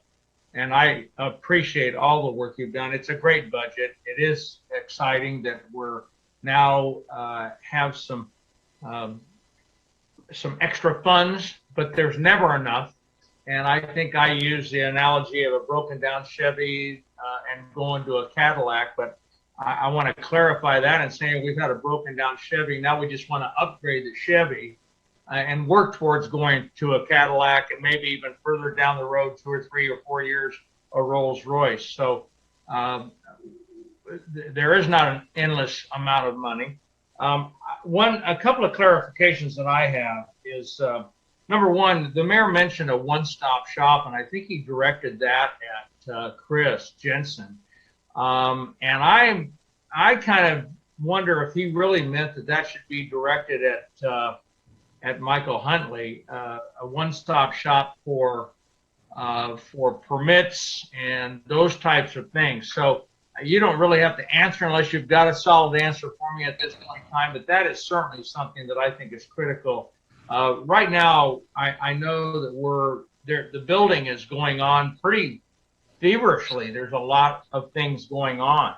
And the sooner we can get people in and out with their permits and get them approved and get them built, the sooner they can come back in with another permit to build another building or another corner or whatever. So I don't know. The mayor's left, so I don't know what he was referring to when he said one-stop shop, and I think it was directed Ms. Jensen, but I think it really is directed at community development. And we've talked about code enforcement tonight, and code enforcement 6, 7, 10, 15, 20 wouldn't be enough. When I was first elected, I think we had 24 code enforcement officers. And we cut that in half to 12 and then in half again to 6. And my big push right now is for not the 4th Ward, but for the entire city to change our image. And that involves all departments. That involves obviously public works. We've talked a lot about, I look for weed abatement, but it's really listed as right-of-way cleaning. And right-of-way cleaning looks to me like, based on what I see there's probably 1 or 2 people doing that. I think right-of-way cleaning, weeds in the streets and the gutters on our parkways and what have you, I think is critical, not to mention all the streets. I mean, I'm not going to go into the streets because we know what that situation is. So I'm very interested in the weed abatement of property, certainly that we own, and back to code enforcement, either being able to do the weed abatement and the abatements that need to be done, and then get our city attorney involved and collect the money back, or enforce people to comply and to take care of their properties. So I think I ran, 13 years ago and said the city needs a new coat of paint. And I think that's basically what I'm saying. And pardon me, now that we are kind of in a little better financial condition, it's not a bottomless pit. And I think in order to do everything we've talked about tonight, we need about probably $500 million. But little by little, we will work at it. The code, Barbara, I think you mentioned something of, I think it was $105,000 to do with fireworks. I want to clarify and make sure that we didn't collect $105,000 in fines, did we? Yes, this year. We did. That's wonderful. And that's in addition to what we collected from the nonprofits towards. So in other words, with the nonprofits that were selling fireworks, that's a whole nother can of worms we can talk about at a later date, whether or not that'll happen again. They were contributing around $70,000 a year in fees to be allowed to sell those fireworks. That's on top. The 105 is on top of the 70 or 80,000 we were getting from the nonprofits. I think those are 2 different revenue streams, but I will double check that. I'd like to clarify that to be sure. Because don't think $105,000 in fines. And if I'm wrong, I will let you know. Yeah, that sounds high to me, and I don't want to throw a wet blanket over it, but I want to make sure that we've got that accurately. And Shelby may text me and tell me I'm wrong right now. So what's that? Shelby may text me and say you're wrong in like a second. So really, with that, we can't get enough code enforcement officers right now. As far as I'm concerned, to get us into compliance. And certainly I believe in nights and weekends, and I thought about the same thing, differential pay or an increased amount for somebody that's working weekends, because of course that is a big thing for us. So again, I'm not going to I'm not going to cover all the things that my colleagues have said there. I don't think there's much that anyone has said here that I don't agree with tonight. So I'm going to kind of wait and see what the new budget looks like. This is just the starting point. Now with these amendments, I want to see where we are. And obviously we're going to have to probably give and take to achieve some of these things. But so I'm going to wait to see where that is. But My big thing right now is our job is to provide a safe place to live, work, and live. I mean, work and play and live and raise a family. And so obviously PD is very high on my list. Code enforcement is high on my list, and just the image overall of our city. And that takes everybody, all departments working together to change that image. And I'm talking about the physical image, really. There's other images that we need to be working on. But the physical image, getting, the paint, the coat of paint, as it were, is what I'm very interested in seeing come forward. So I'm thrilled. I thank you all for the hard work on this budget. It's very easy to follow. You've done a great job. I've been doing this for 13 years now, and this is probably the best budget. One question, or I'm going to just throw something out. There was a time when we talked about budgeting for 2 years or multiple years at a time, and that was presented at the time as a better way to go. It gives us, I guess, more consistency or more ability to kind of project. So is that something that we've considered, Barbara, Rob, for multiple year budgets going forward? This is for 21, 22, but are we thinking about maybe going into multi-year budgets? Absolutely. Yes. That's something we have already discussed internally. We just, Barbara's only been here 3 months, so we just didn't have time to get to that point this year, but absolutely is something that we would intend to recommend probably next year.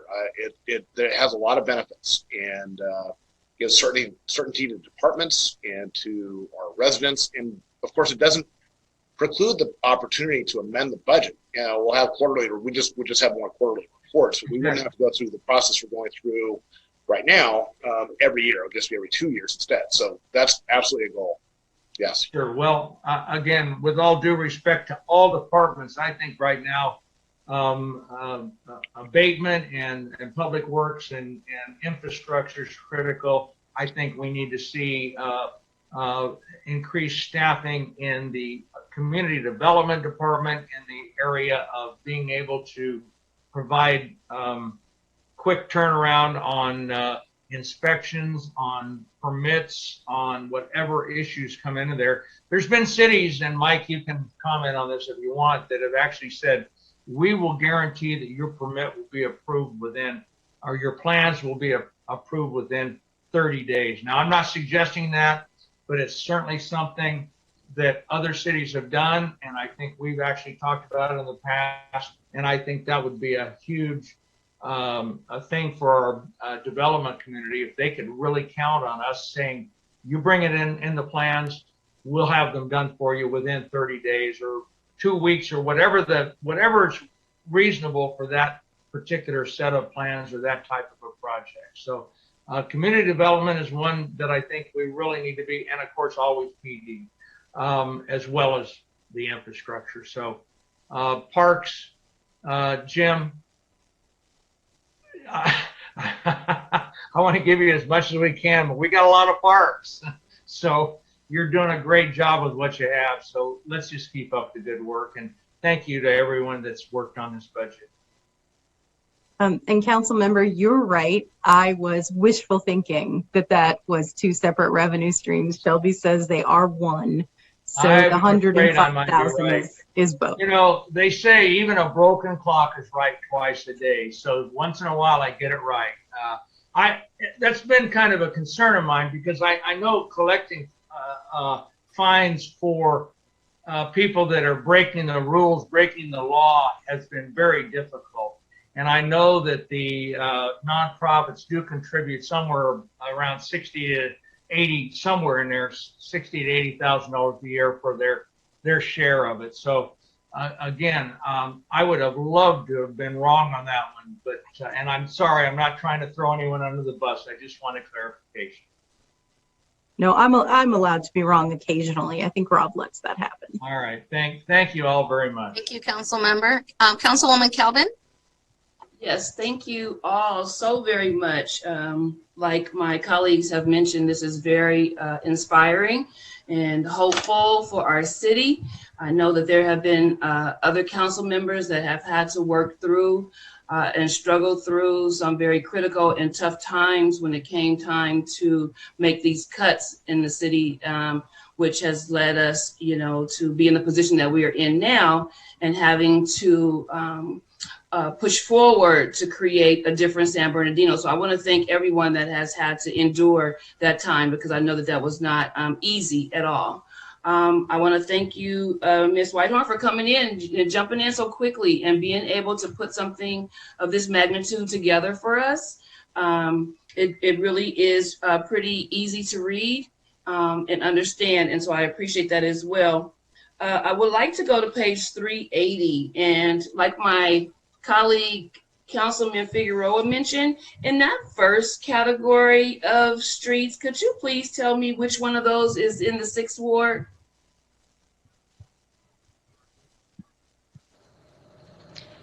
Good evening, Councilmember Calvin. I am going to guess that, but I'm going to ask Alex to pop on and double check. He's probably looking right now. That we may have made an error there, but I'm going to ask Alex to confirm. Councilmember Calvin, we will look at it. These are the 9 streets that you see there is a cooperation between the city and the county. The street that we share jurisdiction between us and the county. So let us make sure that is the wards are correct to that. That is what submitted to us by the county. Is that's why we have the error about the 3rd ward in it. But I will make sure and will correct it for sure. And that then means that Councilman Figueroa and I get a street put in there, correct? No, I'm not joking. So this is sorry, go ahead. No, Alex, if I may. This is like, the streets that you see there, the 9 streets is, this is a county project that is asked us to ask the city to be involved in it because we share jurisdiction together. So most of the jurisdiction for there will be like the wards, like maybe I'm looking at could be like, ward, 2nd ward, it will be like 7th ward, 1st ward. So I will make sure that the streets that they have there, the right ward, and I'll put them in. Okay, so if I get a 6th Ward county shared street, I would like for that to be Cajon Boulevard. Because that is where my constituents that live in Cimarron Ranch, throughout the time that I canvassed in that area, those good folks didn't have many complaints, but that was definitely one of them. And I've already been prepared to mention this with Supervisor Baca as well. So Cajon Boulevard for me in that county shared area, okay? We'll be more than happy to share the information with the county and come up with something. Thank you very much, sir. I appreciate that. Now back to the 6th Ward, and we have lots and lots of streets, ladies and gentlemen, that are nestled inside of the Rialto area, right, that we share. So streets that are just tucked right inside of there that really are San Bernardino streets. And because of that, it's very, very easy to overlook those streets, very easy to overlook that community. And so, again, my promise to them is that folks who have been living on these streets for well over 25 years in the same house, that their streets get paved. I don't want to, I'm not going to throw out any blame on anybody because, like I said, it's very easy. But that also then brings me to Nicholson Park, because I think that that's also easy because it is way out there in Rivers, in borderline Rialto. But Councilman Figueroa and I both, our residents both share this park. And this park is needed to be brought back to life. Now, I do see that it's 1.3 million that has been allocated, right? But with 16, but what we do know is that that is not going to totally rehab that park. And with the 16.7 unallocated Measure S dollars, unallocated Measure S dollars, I don't see why that park will remain, or us having to even write grants to get that park rehabbed. I believe that every park, and I believe that is the only park in the city that looks like that. Would I be correct, Jim? It's abandoned and closed down. Is it the only park that is abandoned and closed down in the city? The only other park that is at a level of disrepair that's comparable to Nicholson is obviously Second Lake Park. We have the grant application in for that renovation. And we are moving into the redesign with the vendor at this time, with our consultant for Nicholson Park, and have given them direction to design something that fits within the current budget. And Alex, you can chime in if you want, but we could potentially reach out and revisit that with the current consultant to come back with multi-level options that would develop the park or rehabilitate the park to different. That is correct. We are working with the consultant right now to come up with the conceptual plans. These conceptual plans will be discussed with the residents in a community meeting, and also will be discussed with, we will discuss it at the council level to choose one of the options, and then we will design that option, and then we'll phase it to the money that we have. So maybe like, the 1 million will get me for, like, example, like, the medical field, or it can get me, another, the regular field. So we will face all of that. We will strategize, and we'll bring back a plan to the council explaining the whole project and the concept and how much it costs. Right. But what I'm saying is that I believe that we need to put it inside of the budget, because at this time, because what we do know is that the 1.3 that we have allocated is not going to bring the park up to par. It may take care of the interior, the building, the structure itself, but the rest of the park is still going to look desolate as it does. And we have community members that are taxpayers that want to be able to use the city park in their area. And this park has been like this for at least 5 to 6, maybe even more years. So this needs immediate attention. And when we have unallocated funds, I really don't see why we can't bring every park up to par within the city, because as we mentioned, it's the only one other than Succumbia, and we are already in motion for that. So I just don't want us to come up with the plans and we present the plans to the community, and then we go, well, we got to write a grant, because that is what we do. We don't want to get hopes up like that. We want to be able to say this park will be fully operational, and the community members will be able to have something to look forward to within the next 2 years. Done deal. I just wanted just a small correction, if you don't mind, Councilmember Calvin. The 1.3 million that you have in the budget for the Nicholson Park, that's from CDBG funds, that's only for the park. It does not include the building. The building renovation, the community center at Nicholson Park is a completely different project. So the 1.3 million allocated is for the park itself, which will take care of the design, and then the phasing of what we can deliver with the money that we have. Okay. But you will have an idea of the whole thing cost. And then at the time, city manager, maybe, it's like, the decision can be made in how we can fund it. But we also have in the CIP, I'm sorry, Rob. Go ahead, sir. Sorry. I was just going to say, so just so I'm clear as we're having this conversation, we also have in the CIP as one of our priority 2 items, and I think maybe Councilwoman Calvin, that's what you're referring to, right? Is the 1.3 for the tenant improvements on page 381? Correct. So that is actually a separate project that we've identified that is unfunded. That would be in addition to the park project that Alex was talking about and that we're in design for. So, and those funds are going to come from where? Meadowbrook Bridge money. Excuse me? Oh, you mean for the building itself? Okay. Because the park will be funded. The outside, the trees, the baseball field, all that's being funded with what? $1.6 million? 1.15. 1.3. Okay.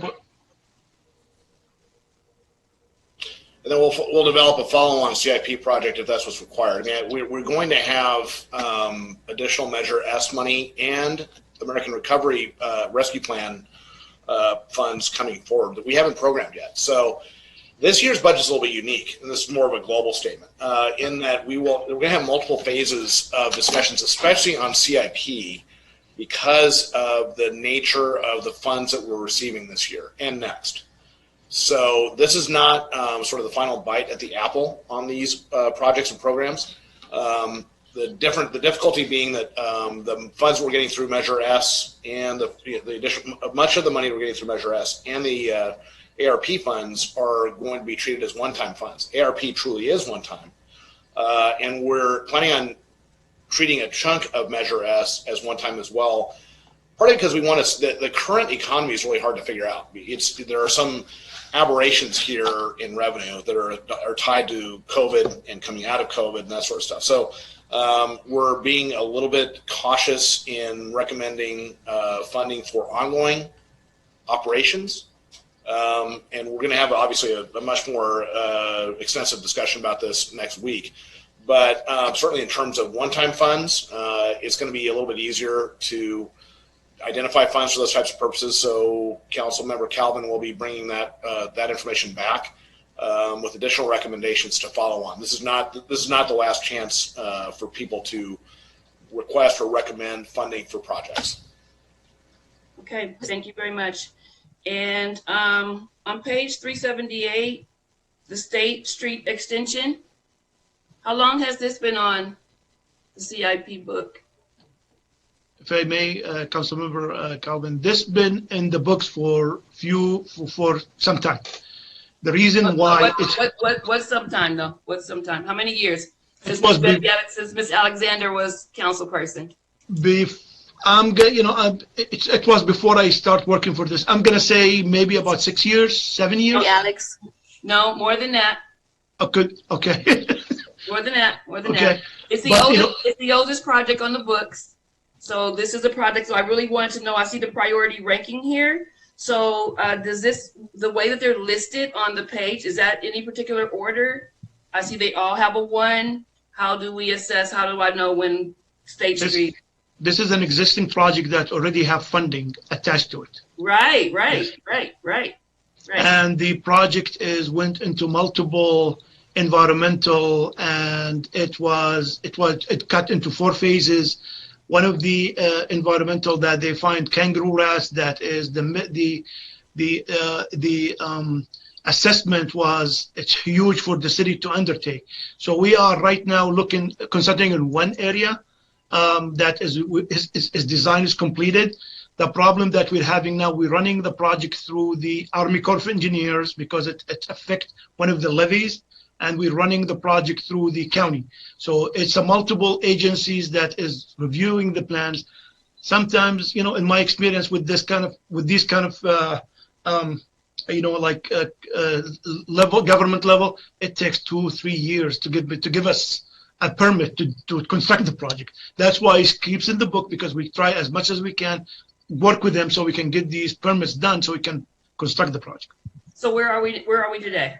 Well, today we are completely designed with the project. Today we are the plans is with the Army Corps of Engineers, and we have not yet. It's been with the Army Corps of Engineers for the last 6 months, and we have not heard anything from them yet. And we keep we keep emailing, keep calling.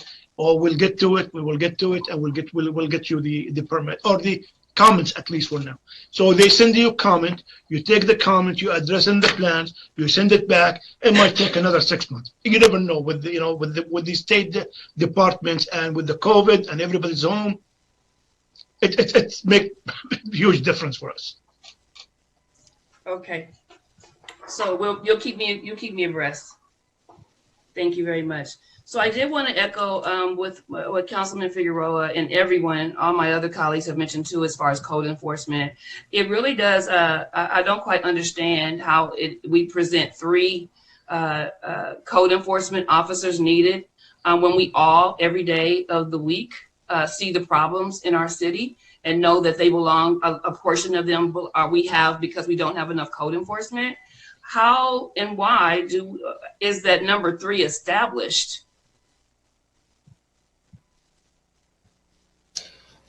We're in the process of, right now we're actually hiring some additional code officers who were added in the mid-year. And it's an iterative process to add staff. It's a question of having capacity to recruit and hire. So it's taking its time, and we would intend, frankly, to come back probably at mid-year to request additional. But it sounds as though the council's asking that we bring some additional positions forward now. That's not a problem. We'll bring it forward as part of the package for the council to debate. There have been a lot of requests tonight, so this is not an inexpensive set of requests. So we will be bringing back costs associated with these various requests, so the council can make debate it and give direction.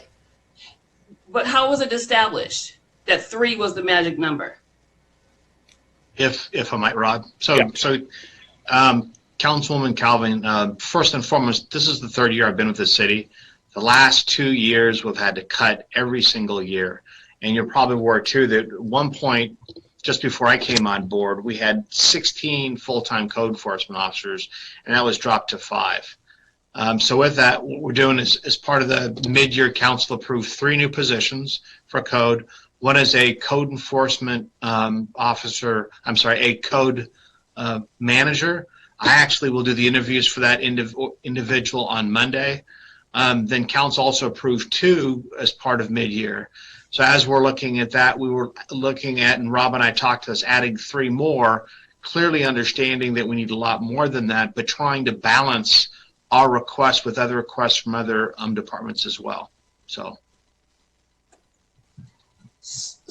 Okay, so I'm still not understanding why was 3 the magic number, and when we all can identify and see. So do we not come together and then say maybe we don't need as many new police cars, but maybe we need more code enforcement so that we can take care of, as Councilman Charette stated, what our streets look like, what our buildings look like, and what we're not able to take control of, because we don't have enough staff to manage what is right before our eyes. So I'm just trying to understand, why didn't you come to us and say, we need 10? Well, I probably would ask you for more than 10 also, to be honest with you. But why didn't you conservative? I'll second that motion. I'm just saying, I'm not trying to be facetious. I'm really trying to understand the methodology of your thinking as far as being able to determine what it is, what we're able to remedy quickly, right? Because we know that aesthetics and cleaning up trash, we don't want our police officers to continue to do this. So when we're able to allocate a certain amount of staff in an area that we know will have an immediate impact, why isn't that the graver need or the larger request from us? I'll just jump in real quick, and then I'll let Rob jump in. But again, these are policy questions for City Council, and there are a lot of things, a lot of cleanup. I think staff would agree with you. There's a lot of cleanup that needs to get done. Code enforcement is one of those components of it. Staff and the street division with Chris is also really critical. We can go down the list of all these key components that all will, at the end of the day, improve the quality of the community. So. Rob? The critical element here is throughout the process is to achieve a sense of balance. There are a lot of different elements in the city in this budget that require attention. So the goal in the initial blush was to provide a list of recommendations that would help in a general sense, in a broad sense, uplift and upgrade the city. And so what you see in front of you is an attempt to achieve balance. Certainly, it is, as I said, it's an iterative process. This is the first opportunity to take a look at it and see what there is that needs to be changed, what there is proposed that should be retained. So this is it's just part of the process. So the thought process was to maintain balance and not achieve a sense of imbalance with respect to how we're allocating funds, understanding that, yes, we have a healthy budget this year, and it's great, but it's not unlimited. And so we're trying to ensure that we take a sort of a reasonable approach to allocating the funds we do have available, and not overdoing it and putting ourselves back into a condition where potentially we're in a situation of fiscal distress. So that is the basis upon which really all the requests were made, is to be moderate and understand, again, attempt to understand a little bit better what our future revenue picture looks like. So in essence, that's where we're coming from. And so that's what our recommendations are based on. But when we came into this process, we fully understood and expected that the council would have requests for some changes. And so that's the basis upon, having a healthy debate like we're having tonight, and we'll continue to have until we have a final budget. So that's the base. That's the real basis for Mike's request for additional code officers. Okay. Well, I strongly believe that we need to have more than that, because at least each ward needs at least 2 to 3 or more, so that we can, when we are calling, receiving calls, that we can make sure that somebody, when we say that somebody's going to get to it, that we can get to it. So if we want to beef up in an area that I think will have the most, immediate impact on the way that the city looks, it definitely is code enforcement. So I thank you, though, for those answers. But I also do want to thank you for this new software. And I know that City Manager feel that was something that you and I discussed early on. And when folks can be able to determine when their streets are going to get paved, and all the other software as far as payroll, that's all wonderful, because I do think that that's going to make us a little bit more cutting edge, or at least put us in a place where we're able to handle business faster, because I do receive a lot of calls about permits not getting the turnover time and getting permitted as they should, and as soon as they should. The cannabis money was something I was looking for as well in the budget, so I was kind of concerned where is that actually, and why was it just left out? Because we are receiving some, correct? Some, yes, and we are bringing back a report on cannabis, a comprehensive report on cannabis. Mike, when is that coming back? The 2nd? You're muted. I believe so. Yeah, so we have a comprehensive report on cannabis coming back on June 2nd. Okay. Yep. Permits right now are on page 55, and we've collected about $4,400, and the cannabis tax is on page 59, and that is also about $4,400. That's okay. That's a very preliminary number. But that's exactly. That's not the ultimate number. So that's considerably higher than that. So exactly. I don't want to go down a path right now, Barbara, okay, of reporting information. Those numbers are nowhere close. So let's no, not at all. We will bring it back to you. Okay, wonderful. Ms. Whitehorn, anywhere in the budget are we discussing funding for the city to look forward to building more affordable housing itself, or more housing, or even addressing our homeless issue, and funds that we can allocate, for that at all? That's something that we recommended at the sort of in the narrative that council would be able to consider for the American Rescue Plan funds in particular, because that's one of the things that is suggested. Homelessness is an issue in our city, and it's one of the things that COVID made significantly worse all over the country. So American Rescue Plan funds, some of that allocation, as council is looking to that, that's one of the areas that you might consider for that. But there is nothing in the budget right now specific to affordable housing or homeless. Well, I do believe that we may be 110,000 homes short, maybe, if I'm correct. I don't think it's that high. We are, in terms of housing development globally, part of that issue, of course, is going to be addressed through the development of the general plan. And I think the number is more like 10,000, but it's still a big number. But with respect to affordable housing, a lot of that is supplemented through the federal programs like HOME and some other funds that come through from the federal government. We are also, I should note, in terms of homelessness, we are in the process of working with the county assembly. The primary service provider is the county. They get the funding to provide the services. Our participation primarily is going to be on the capital side. And Barbara's correct. We are looking to bring back some recommendations on the capital side, meaning facilities. What can we do to support the county's efforts? And that is coming back with the ARP expenditure recommendations in a few weeks. Okay. Ms. Whitehorn, I'm sorry, go ahead. Just real briefly, Mr. City Manager, I know I got word from our County Supervisor Baca. He is anxiously waiting from the city to respond to them so we can tackle homelessness in our city.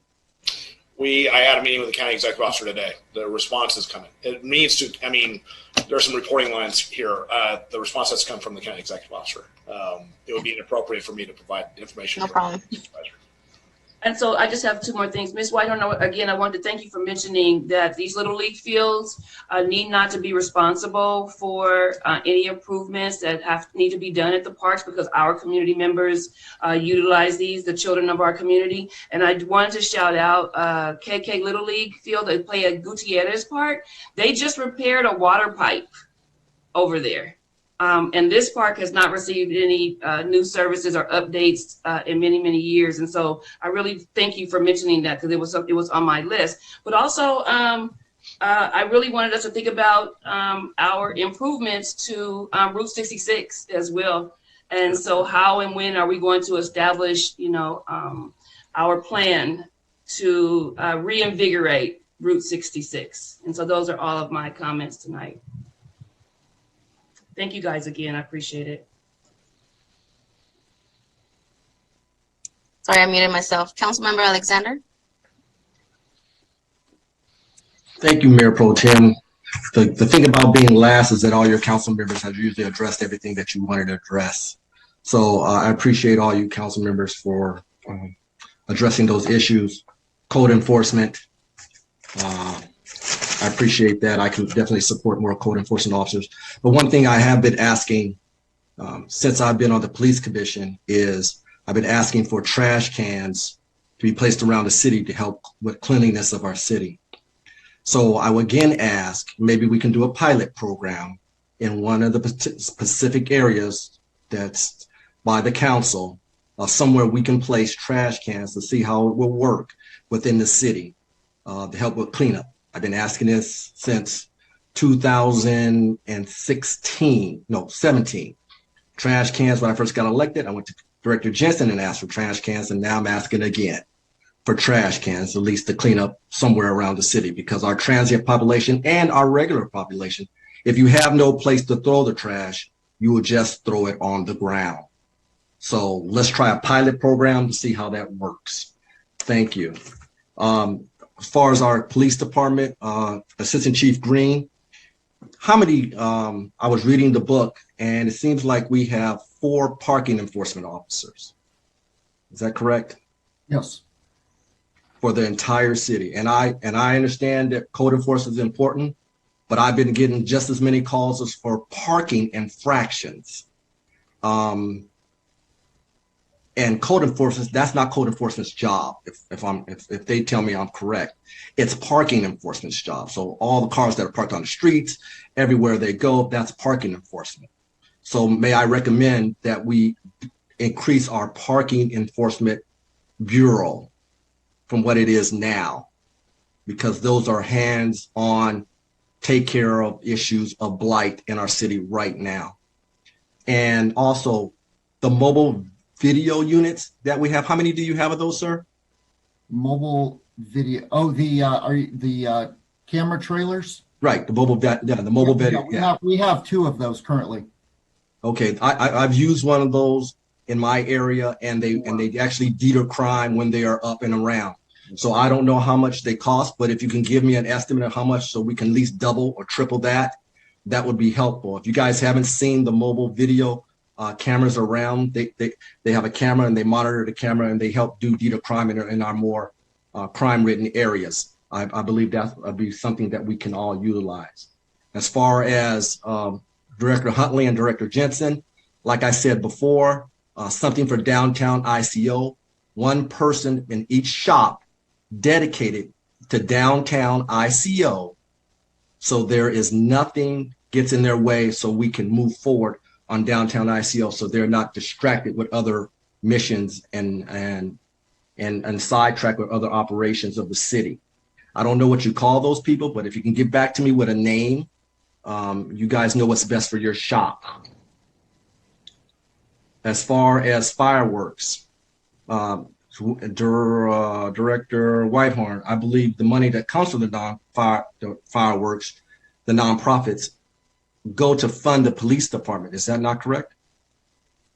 That it goes to the police department, and maybe Chief Green, it goes to the week-long or 2-week-long fireworks team that drives around the city. Isn't that where that money goes? I know I know that some of that revenue does go to support our enforcement efforts specifically. You're correct. Right. Do we know how much? Because the fireworks in my side of town has begun. So I don't know how we can fire up, start patrols a little earlier. Can we provide a little funds now to get these patrols going? I'm sorry. Those patrols are already underway, and we have folks addressing those issues also that are not being funded by the fireworks reimbursements, but are being funded from other sources that are also tasked with addressing fireworks when they're out there working. So we have a dedicated fireworks team right now? We have a team out there working right now that is addressing both fireworks calls and a variety of other issues. They're not solely dedicated to fireworks, but fireworks has been added to their task list of issues to respond to. Okay, got it. Perfect. Do you know when the fireworks team is going to be out there just solely toward fireworks? Because like I said, in my area, it has begun. Traditionally, it's been about 2 weeks before the 4th of July, kind of the buildup. This past year, that buildup started much, much sooner. I know that trend is continuing this year, and we are in the process of planning our response now. But we do intend to not wait until the last 2 weeks before July. Oh, great. Thank you. I appreciate that. What about the nuisance abatement team? When we first got elected in December, I think our first meeting was nuisance abatement team. Has that been spun up? Because we said that was going to bring in revenue. So I haven't seen anything about the nuisance abatement team. Anybody? I'll just jump in. So at one of the recent council meetings, we brought an item back to City Council, kind of informed you about the program. So we are moving forward with that. Part of that is hiring the new code enforcement manager. And then we're in the process of doing interviews for upcoming code enforcement officers. And then we will assign 2 specific code enforcement officers to do the significant nuisance abatement in this city. Okay. Sounds great. Now let's get to Is that where the $1 million is going for those staff? Well, no. So the $1 million is going toward the abatement activity. The staffing is actually funded as part of the mid-year budget update. But yes, the $1 million or that $1 million set aside by council is used specifically for that program. And I think, Mike, we have our first abatement coming up soon, right? Correct. Program. That's the one that is in Ward 2. Yeah, this is the one in Mayor Pro Tem's area. Yeah, but there are a number of them teed up. It takes a little bit of time to get through. There's a legal process you have to go through before you can get to the actual abatement. So the project is stood up and starting to operate. It just takes some time to get to the point where we can actually physically do the abatement. Well, I'm just worried about the team because Director Huntley said we're hiring code enforcement officers, and that team is one police officer, one code enforcement officer, and then an administrative person. So I think we're talking about a different program. Nope. So no, because we just did the nuisance abatement. You mentioned a police officer. So there's also the cannabis abatement team. Right. Right. And that's off and going. And then the nuisance abatement one recently came back to council. And that's the one we most recently discussed. Okay. You know what? This is about budget. We'll talk about that sidebar. All right. Not a problem. Thanks. Thank you, sir. Going on page 377, Alex, are you still there? Yes, sir. Storm drains, and thank you very much for doing this, for paving Sierra Way, because that's one of my streets. And you're going to repave Sierra Way, but yet it's still a raging river in the wintertime. So how are you going to repave Sierra Way, but yet not take care of the raging river aspect?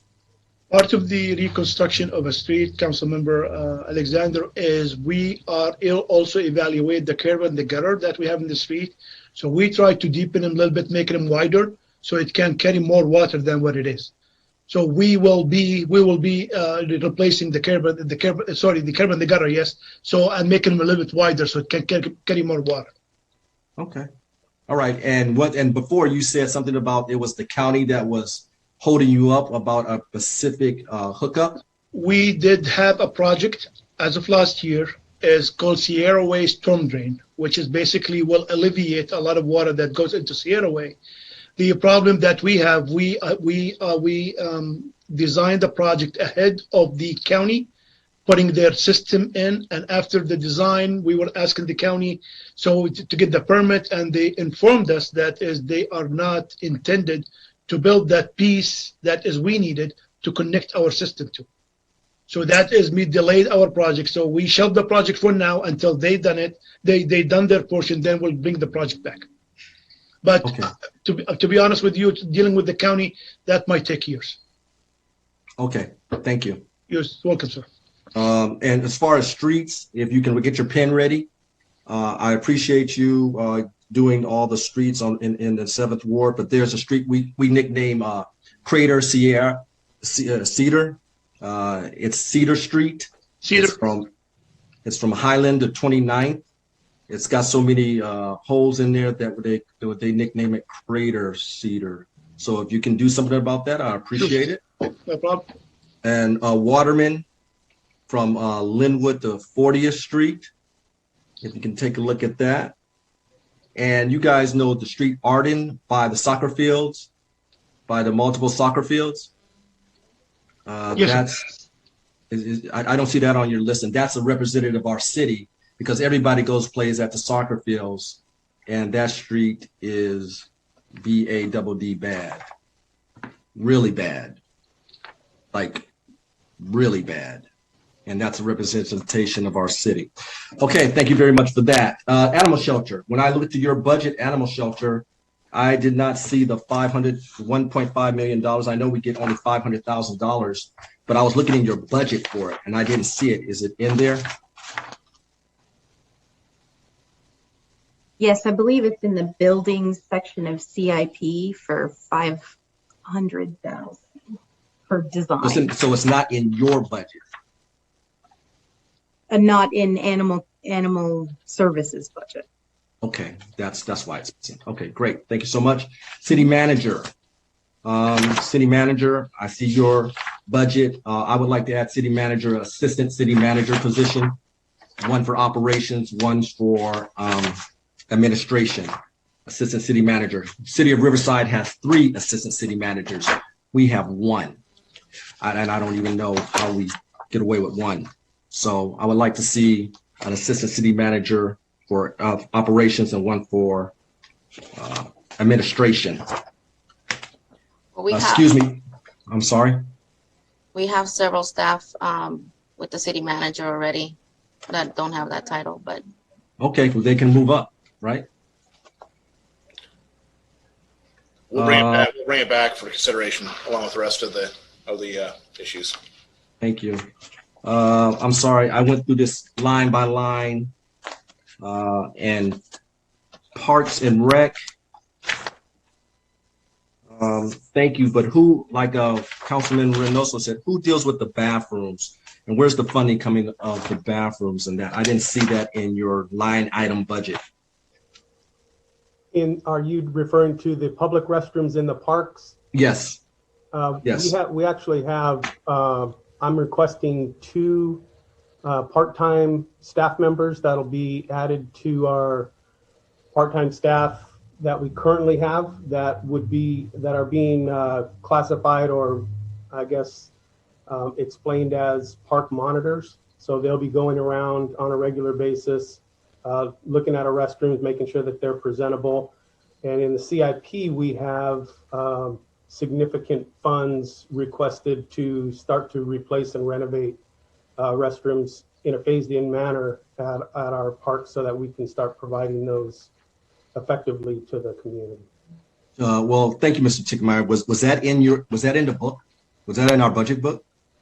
Yes, 'Cause I don't see that. I believe it's in the budget, and it would be the funding that would be associated with that would be in part-time salaries. And Barbara, correct me if I'm wrong. I believe that was was that in our outdoor facilities budget, or did it go into our recreation budget? It's on page 385, and for the restrooms, and I believe it is $1 million, and we're phasing it over 4 years to renovate all the restrooms. Okay, I was looking for it in the personnel summary. Oh, the people would be the part-time positions. Right. He said 4 part-time people. I presume we're going to pay them. Right. 2 part-time. Okay. I was looking at for the personnel summary on page 339.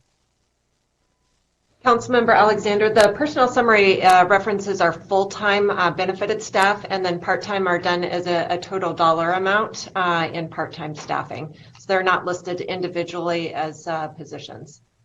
Thank you. Thank you. I appreciate that. So part-timers don't count in staffing. They do count, and we do account for the cost of them, but we don't list them as separate individual positions. That position control list that you see is referencing all of our full-time positions. Great. Mr. Fields, when we update this, can we put part-timers in here so we can have an actual true amount of staff that we really do have? Can we do that? Certainly, yes. Thank you. I appreciate that. Public Works. Let's see here. You said you wanted 2 engineering technicians at the front counter to help with phone calls. I believe that's what it was stated. Yes, Councilmember Alexander. So currently, and I think Barbara had shared this, we do have phone coverage. What happens right now for us is that we kind of have a rotation with our engineering team, and they have a rotation weekly to respond to people who are coming to the counter and to appointments. And so what this would do would be provide 2 dedicated staff members at the front counter that are taking those phone calls and handling the permit processing, so that we're not interrupting the work of those who are doing things like our CIPs and doing those projects as well. So we have somebody who's dedicated strictly to permit processing 8 hours a day. So Okay. What other than permit processing, are they going to answer any other questions of the public? oh, absolutely. They will be the front faces for the public for everything Public Works related. Now, And go ahead. I'm sorry. in terms of our engineering division, yes. And as you recall, the land development was transitioned under engineering effective July of last year. So we have a lot of that permit piece. I know the one-stop shop question has come up. And with the capacity spacing-wise that we have in the facility that we're in right now, Mike and I have worked really hard to make sure that we have, the ability to serve people well. We actually just did a building upgrade here in 201 to stretch our counter so that we actually do have 2 people at the counter. And then the one-stop shop piece is something that we're still working through.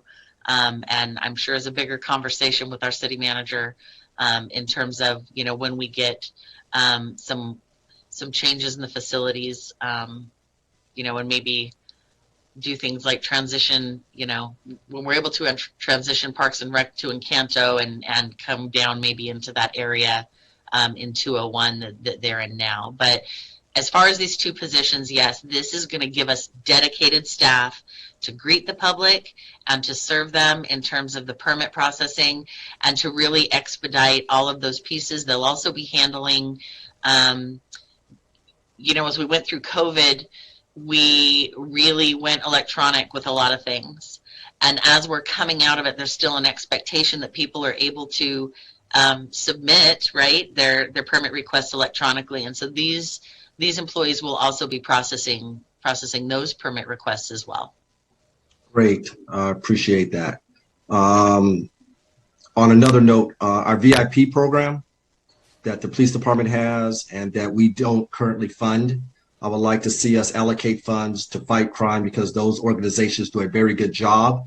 A VIP program of at least $150,000 because they're out there in the community. They're the ones that actually touch all those criminal elements out there. So if we can please allocate some funds, a minimum of $150,000 to the VIP program, that would be helpful. Thank you so much on that. See here, the California Theater, if we can continue to help with the California Theater. If you didn't know, the California Theater and the City of San Bernardino had a contract where the City of San Bernardino was supposed to allocate $75,000 each year to the arts, to the California Theater. We have been negligent in that. We have not done that. It's the best cultural arts program that goes around the city that travels. So if we can reinstitute that, that would help, and us keeping our word there. Deputy directors, we have a few deputy directors positions opening up. I would just ask that we hire from within and not go from without. It's just a suggestion that our personnel may have a chance to get some of these deputy director positions.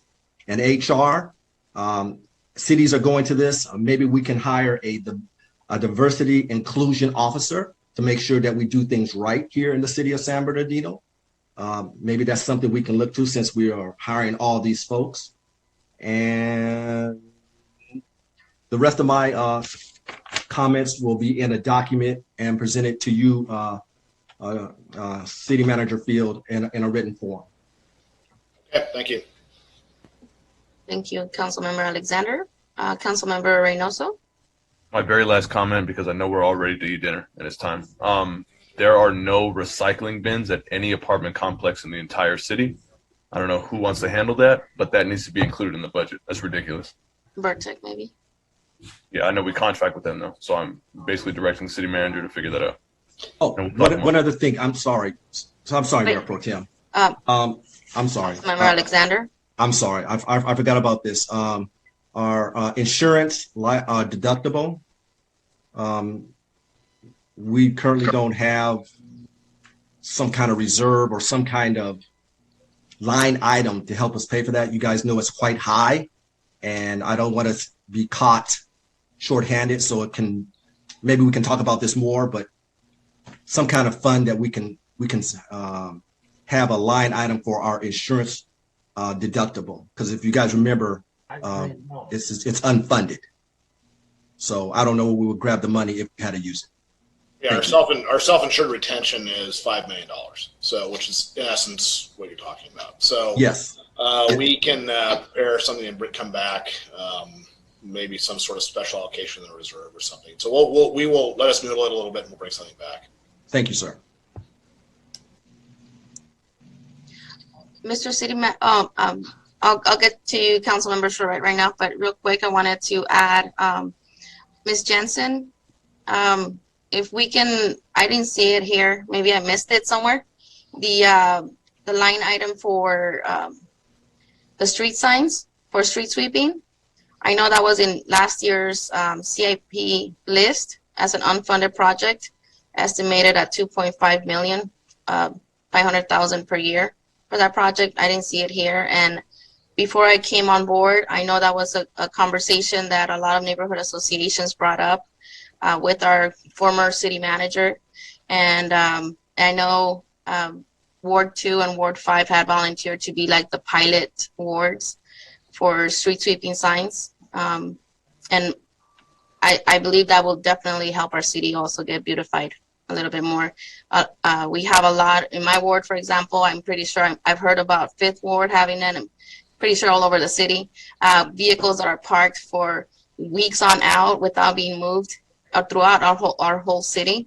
And with the street sweeping signs that we have, at least they'll be able to move properly so that the street sweeper, by the time they go through, those streets can get swept, and also the drains around in our city, they don't get clogged up with the trash that they're getting.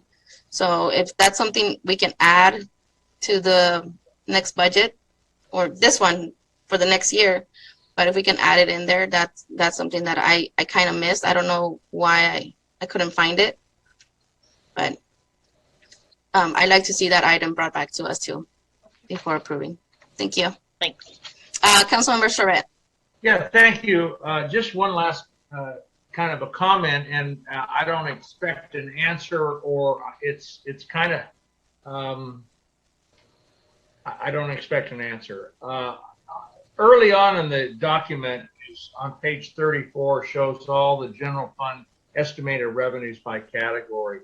I would like us to be sure we're looking into the opportunity to reopen, if not, if we can, the opportunity for additional property taxes that we gave away, and I think reasonably gave away and needed to give away for our county fire services.